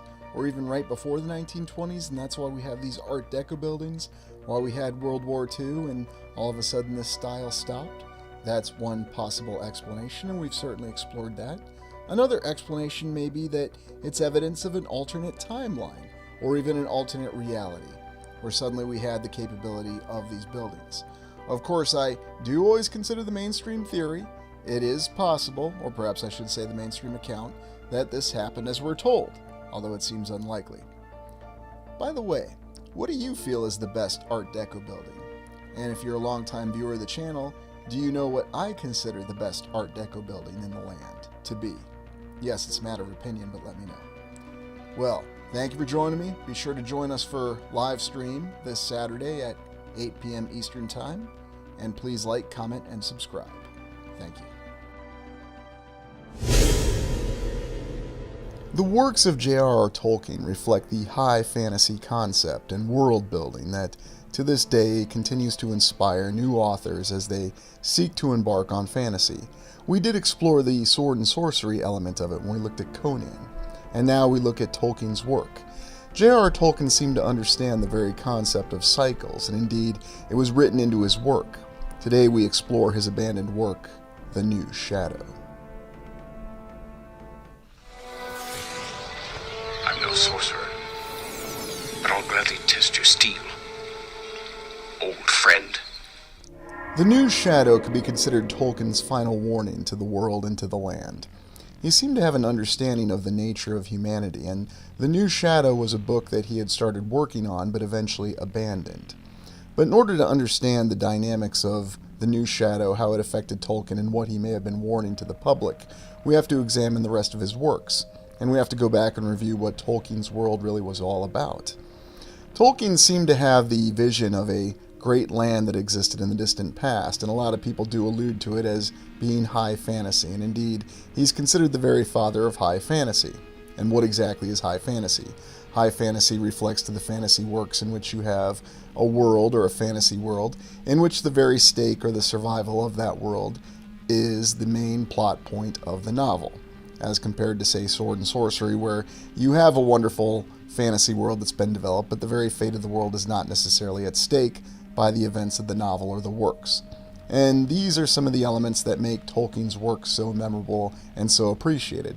It feels as though he had the ability to weave fine legend and myth into something that felt a lot more real. And you can find this in all the works, whether you're looking at The Hobbit, Lord of the Rings, The Silmarillion, or any of the other works that Tolkien had composed over time.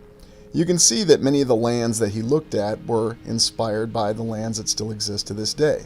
He even stated that Arda, or his world, was meant to be our own green and solid earth. And it was these very lands that inspired the works that he had, and that's where these great tales took place.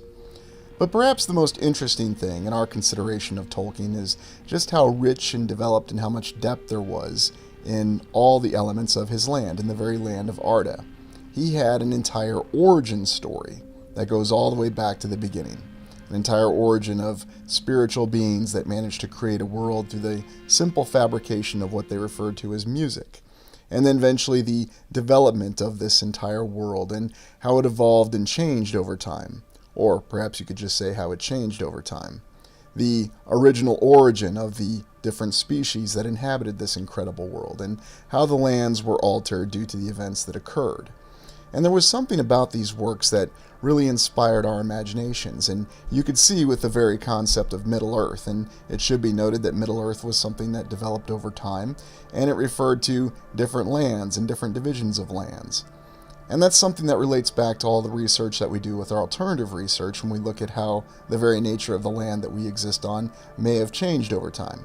Now, many people believe that the land has never changed, and there was never a time where it reflected what we see in Tolkien's depiction of Middle-earth or his description of Arda. But what if there is actually a connection? What if somehow in some way Tolkien really understood exactly what had transpired in our distant past? Indeed, one of the suppositions that this channel has made in the distant past when it looked at the works of Tolkien before is that perhaps Tolkien was actually recounting events that had occurred historically. Now, while that may seem absurd to some, we have to look at our own given history, and we have a lot of confidence that everything that we're told happened exactly as we are told. And we do acknowledge that it is possible that everything happened as we are told. But how could it be so accurate if we take everything at face value? Indeed, there is no one alive right now today anywhere in the land who had first-hand witness to the events that occurred in 1899. That really wasn't that long ago in the grand scheme of things, and yet when we look at the origins and the myths that are interwoven within our current society, we have to consider what Tolkien was bringing about and describing in detail. What if there are other works or there are other origin stories that we could actually look at that gives us an entirely different account of the development of our land? Indeed, that's the most interesting element of looking at Tolkien's work, is how the land changed over time. Originally, he referred to a flat world, he referred to the land being lit by 2 trees, and then finally a sun and the moon being established. And indeed, an actual account of a land before the existence of a sun and a moon. And yet we can also find, allegedly, myths and legends that state that there was a time in our own land before the moon. And could there have even been a time before the sun, which we don't write about or talk about? Now, you have to be patient when you're looking at these examinations of Tolkien, because oftentimes we feel that we know exactly what the truth is.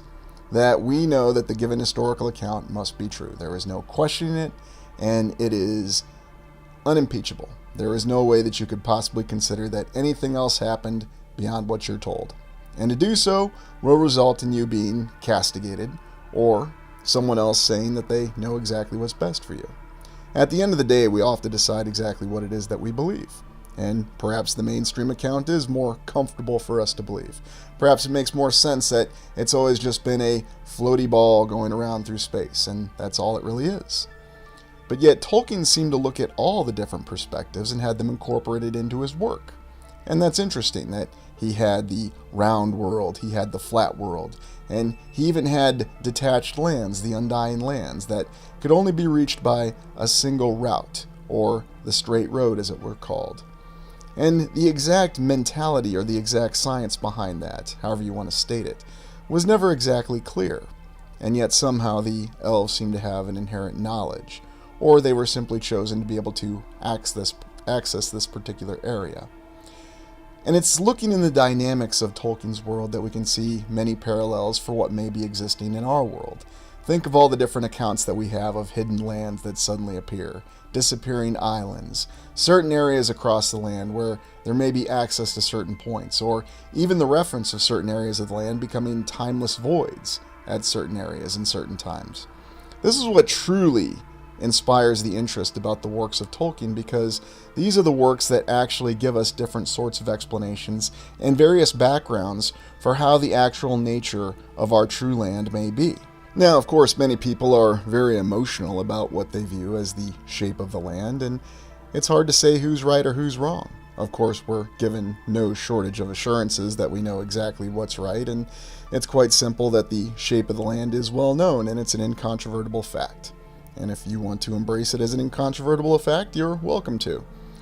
But it's interesting to look at the other possibilities and to also consider the element of how this all developed in Tolkien's work. Was he really describing to us an actual historical account? Because indeed, in his later works and the ephemeral materials, it's stated that in the 6th or 7th age, that's really our modern land, our current time frame. And is it possible that what Tolkien was writing about was indeed a historical account of what really happened? That perhaps he had access to other files, other scrolls, other works that had been hidden from other elements of society. And whether it was his place, his affiliation with certain groups that had given him access to this, or perhaps he had some sort of ability to not only have the access, but to also draw on these collective memories. It's hard to say for sure, but it is noted that Tolkien constructed several languages, and when we consider the concept of languages and how it plays into our biblical accounts and the other origin stories that we have across many cultures and religions in the land, we can't ignore the fact that it's stated that at one time humans all spoke the same language. And yet there seem to be other accounts that state that there was some sort of calamity that occurred or event, and this caused human beings to speak different languages and suddenly no longer to understand one another. Indeed, we can look and study and see how language is altered every day. Even within people who speak the same language, there's many different dialects, many different pronunciations, and even these little details are the amount of a lot of emotional consternation, oftentimes preventing us from looking at things objectively because we're more concerned about adhering to certain details. Looking at the account, though, of how Tolkien's world developed, when we look at the First Age, we have an account of a landmass that had once existed, and a people who had gone through many great trials and tribulations. Indeed, the origin story of the elves, or an entirely different species who may have existed in the distant past. Of course, now this would be ridiculed as something that's completely impossible, and yet you're also supposed to accept without question that dinosaurs existed 60 million years ago. So, I suppose it just depends on your perspective and what you really want to believe is objective information. And again, it should be noted that, of course, the scientists, the archaeologists, the paleontologists could be correct in what they're telling us. It just seems as though the likelihood of it becomes more and more questionable with the fact that the account is often altered. Even considering the original account of the Tower of Babel, where we have the one civilization who spoke one language that was trying to achieve something architecturally, where they had a structure that reached the very sky. Now, of course, it's often just referred to as the tower in the city, but perhaps it was referring to actual magnificent and colossal structures that tried to reach the very sky. And was Tolkien referencing these in some of the incredible works and the wondrous cities that he wrote about? within his works of Lord of the Rings and the Silmarillion. The concept and the possibility of large structures and edifices that could even match the height of mountains or even the width is something that is very compelling. And it is noted that in Tolkien's work he wrote about things such as great lamps that lit the entire land or wondrous temples and cities that crossed the entire lands. The other thing that he also focused on was the cyclic nature of civilizations and the way that the life forms that inhabited or made up these civilizations existed. Tolkien seemed to have an understanding of how certain people were determined to exist in a certain way, and yet he also looked at the cyclic nature. And indeed, it was actually the works of Tolkien in his ages that inspired the original Five Eras theory on this channel, in addition to the mentality of the Five Ages from the Greek classical ages. But the other thing that's always fascinated me, though, looking at how Tolkien relates into inspiring the Five Eras theory, is the concept of the cyclical nature. The fact that civilizations will rise and they'll fall. There are some people that will argue that civilizations don't necessarily ever fall, they just simply change, and then their identity changes, and then they rise again, and then of course they go through a period of trials and tribulations. And indeed, that's what the mainstream history seems to tell us, that Rome never really fell exactly, it just transformed once it had descended into a state which it could never recover from. Although we also look at the stated accounts of the decline of the longevity of humanity. We look at the fact that human beings in certain religious accounts were stated to live far longer in the distant past. Oddly enough, this happens to be a parallel within Tolkien's work about how the longevity of human beings was much greater in the distant past than it is in the present. And so once again, this is another element or another idea that seems to reflect what we have in our research. The concept that humanity in the past had many greater capabilities. They had greater physical capabilities. Now, could this have also extended to an entirely different physical stature beyond our imagination? Absolutely. But even just looking at the aspect of how ages and longevity has changed over time, that in and of itself is very compelling, along with the knowledge that may have been gained or lost. Consider that if you had an entire civilization of individuals that lived far longer, what could they have been capable of? There's also the recurring theme of how evil does not actually create in Tolkien's works. It merely corrupts that which already exists. When we look at the very existence of the antagonist species used by the Dark Lords in Tolkien's work, the orcs, the origin story of the orcs is that they were actually tortured and mutilated after they were captured by the Dark Lord, when they were in their original form of being elves. And we also look at the other accounts that we have within our own history that may or may not be true with other unique life forms, the concepts of blimmies and the observations that we have that show us that there were other concepts of life that may have been changed or corrupted in ways that we don't completely understand. Indeed, many of the references towards the perversion of alchemical processes seems to be directed towards achieving this end, the very change of life forms into something that we don't recognize. And it's on this note that we now look at Tolkien's unfinished work, or his final warning, the work called The New Shadow. The New Shadow was a work that Tolkien had abandoned, and we're going to look and examine the reasons for why he abandoned this work. Now, there is an ephemeral material that was composed by Christopher Tolkien, or at least edited, that talked about the return of the shadow. Christopher Tolkien continuing the works of J.R.R. Tolkien. What's interesting about looking at the example of A New Shadow is we have the account of what had happened after evil was defeated, and if you're not familiar with the Lord of the Rings story, you know that it ended with the Dark Lord Sauron being defeated, and the resurgence of the Kingdom of Gondor, led by Aragorn and his descendants. What The New Shadow reflects on is what happens after humanity, or mankind as Tolkien referred to it as, grew corrupted over time. What happened when there was no longer the presence of evil and challenge. And indeed, the very theme and the plot of The New Shadow focuses on how people once again return to not understanding what exactly was achieved in the distant past, and not understanding the true threat of the very evil in their midst. We understand that in the Fourth Age, according to Tolkien's work, that with the defeat of Sauron, that people began to grow idle. And then there's even the account of an old warrior who had actually survived and served in the Third Age with the armies of Gondor. And he suddenly saw some troubling developments that were going on within the kingdom of Gondor after the defeat of Sauron. Indeed, Tolkien even relates that the descendants of Aragorn had actually become decadent themselves. And only the few soldiers who had served and survived from the Third Age actually knew what the presence of evil really was, and what kind of threat it would pose, not just to humanity, but to all of the free beings of Middle-earth.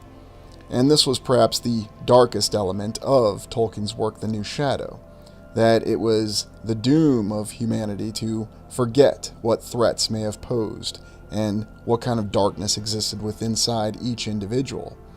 Because the more threatening part is, it's learned that there are cults that develop within Gondor, and these cults worship the old beings of the orcs, and worship the Dark Lord even. There seems to be a series of new religions that have suddenly developed, and many people are unaware of the threat that they pose. And this was one of the main reasons that Tolkien stated that this work was very dark and that he decided to abandon it, because ultimately it was too dark for him to realize that there was an inevitable reality within the individual of humanity. He realized that there seemed to be an inevitable cycle of idleness, followed by apathy, in which case the new civilization would fall in the same way that the previous civilization had done before. And if you step far enough back, you can see the parallels between the eventual rise and fall of Gondor, and then the rise of Gondor again, and then how the once legendary kingdom or civilization of humanity, Numenor, had fallen in the distant past at the end of the Second Age. And perhaps that's what Tolkien was really getting at when he looked at some of these examples of how beings could be corrupted. He wasn't just talking about the orcs or the forces of the Dark Lord, he was ultimately talking about all creatures, although he was really focused more on humanity being more susceptible to this cycle. And indeed, it's a recurring theme in all of his works. That was really what The New Shadow had alluded to, the fact that there was a threat that had never really gone away, that the real threat was the idleness and the apathy of humanity, that people would lose their faith within themselves and ultimately lose their individuality, succumbing to the desires of temptation and the idleness of what was presented by peace. People would eventually be bored by prosperity and peace, and indeed the very children themselves would turn to cults that ended up worshipping the orcs, or ended up commemorating the great achievements of the Dark Lord. Do we see a parallel to that in our current civilization? Is it so obvious that we would have evil that is just stated to be evil, but then at the same time we would say, it's really not so evil? It's really a different perception. What's the real truth behind things? Are we to find truth in others, or do we find truth within ourselves? As it seems, the one thing that Tolkien was well aware of was that the concept for evil to succeed was involved with the focus on constant external affairs, and not really knowing oneself. Indeed, when you look at the strength of characters of the Tolkien heroes, you'll find that they were all well aware of their own weaknesses. Perhaps the most obvious example being Aragorn, being well aware of the weakness that laid within the hearts of humanity, and therefore he was able to resist it and ascend to something far better than had come before. And yet there always seems to be people who follow, who don't recall the legends or the challenges in the distant past. And therefore, we understand that with Tolkien's own life and his terrifying experiences in the trenches of World War I, that he had this example given to him firsthand every day. And if you ever read the novel or watch the film All Quiet on the Western Front, you get an idea of the cycle of civilizations. One of the themes within that novel that Tolkien no doubt lived in his own life is the fact that none of the soldiers really knew what they were fighting for. They would oftentimes debate it, and All Quiet on the Western Front is told from the German perspective. Although Tolkien fought with the Allies or the British, they all seem to have the same perspective. What were they really fighting for? What was really the intention behind the conflict? There was an example of the Christmas truce that occurred in World War I, where the soldiers from both sides had simply met together and celebrated, realizing that they were human beings and they all had a right to life. Of course, this was quickly shut down, and their commanders quickly had them fighting in the trenches again in no time. But it is an interesting element to consider when we look at the development of humanity and how civilizations actually operate. Is this really the ability for a civilization to exist where all individuals are cared for? Or is it simply our doom, our fate, that we're going to fall back to the animosities of superiority, the perceptions of superiority, that we have some cultures that are better than others, and that there are other nations that simply need to be destroyed or brought into line? Was all this stated in Tolkien's work, or did he believe that it was possible for an existence where all individuals, all cultures, were valued and understood, and that they could actually coexist? These are all very difficult and interesting thoughts to consider, but we're oftentimes lampooned or derided because we even want to consider that there may once have been a civilization where all people actually had the ability to prosper. And yet it did not always crush the individual. It existed in balance. These ideas are very threatening and even considered perverse to some people, because for many we're told that the real grandeur is in great achievement, that it's only really to be found in conflict and struggle and strife. And Tolkien knew this, given what he saw and witnessed in the trenches of World War I. We found ourselves in a very stagnant war, a war that involved mass human wave attacks against weaponry that was superior against the tactics at the time, and as a result there were extensive casualties. Yet from all of this, somehow Tolkien was able to contrive, or at least as we understand from the mainstream historical account, create a wondrous world that reflected some of the highest ideals of creativity and value from humanity. And it's within this that we see a fantasy land that may not be so fantastical as we might like to believe. That what Tolkien was really writing about was our distant past. That he had a great understanding of the individual human, and also how civilizations would rise and fall. Indeed, he seemed to have an understanding of different kinds of beings, perhaps beings that we would refer to as deities, whether they were deities of lightness or darkness, or more of a religious connotation. And indeed, many will simply say that Tolkien was inspired by the baselines of Christianity, and there are many parallels, and this is a very strong argument. But there seems to be another awareness in Tolkien's works that transcend this in many ways, where he understood that while one of the basic sayings was that evil does not create, it corrupts, it should be noted that we can oftentimes see the corruption of evil in what's already created. We can also see that one of the reasons he found the New Shadow to be such a dark work was that he saw the potential for the cycle, that many humans possibly couldn't break the cycle. And that was one of the main reasons, perhaps, why he did not continue with this sequel to The Lord of the Rings, The New Shadow, because he saw the darkness within it. And so it will only exist to this day as the idea of a novel that Tolkien did not finish. Ideas, though, that still exist as a warning that we have to be aware of what lies within our own hearts, that he understood that where all evil came from was ultimately within, that this was to be feared. But he also left us with, you can only come to the morning through the shadows. You have to experience it. You have to understand it. It's only then that you can really make the true transcendence, and that greater possibilities become something that are tangible. And so let's look at the ages of Arda compared to our 5 eras, and look at Tolkien's works. Within our understanding of the 5 eras, we posit that there were 4 hard resets that have completely changed our civilization, and that one of the themes behind these resets and the civilizations that existed, even the most recent being the 4th era, or the Tartarian era, is that over time the people fell to corruption, that they had achieved wondrous marvels that we can only begin to imagine, and yet at the same time they also fell. We look at Tolkien's own timeline for the ages of Arda, and oddly enough we find that it could fit quite well, especially within the foundation eras of our 5 eras theory. Now, this is all supposition, this is all theory, but it's important to remember that many of these ideas do match up, and there are a lot of parallels within them. Indeed, we look at how the very shape of the land changed within Tolkien's work. And one of the things that we seem to have lost is that there is an awareness that the shape of the land was perceived differently in the past by our ancestors. But what are your thoughts? Are there elements of new shadow that we still have to take for warning to this day? Is the real weakness within the individual the desire to fall to darkness? Or is it something more, some external force?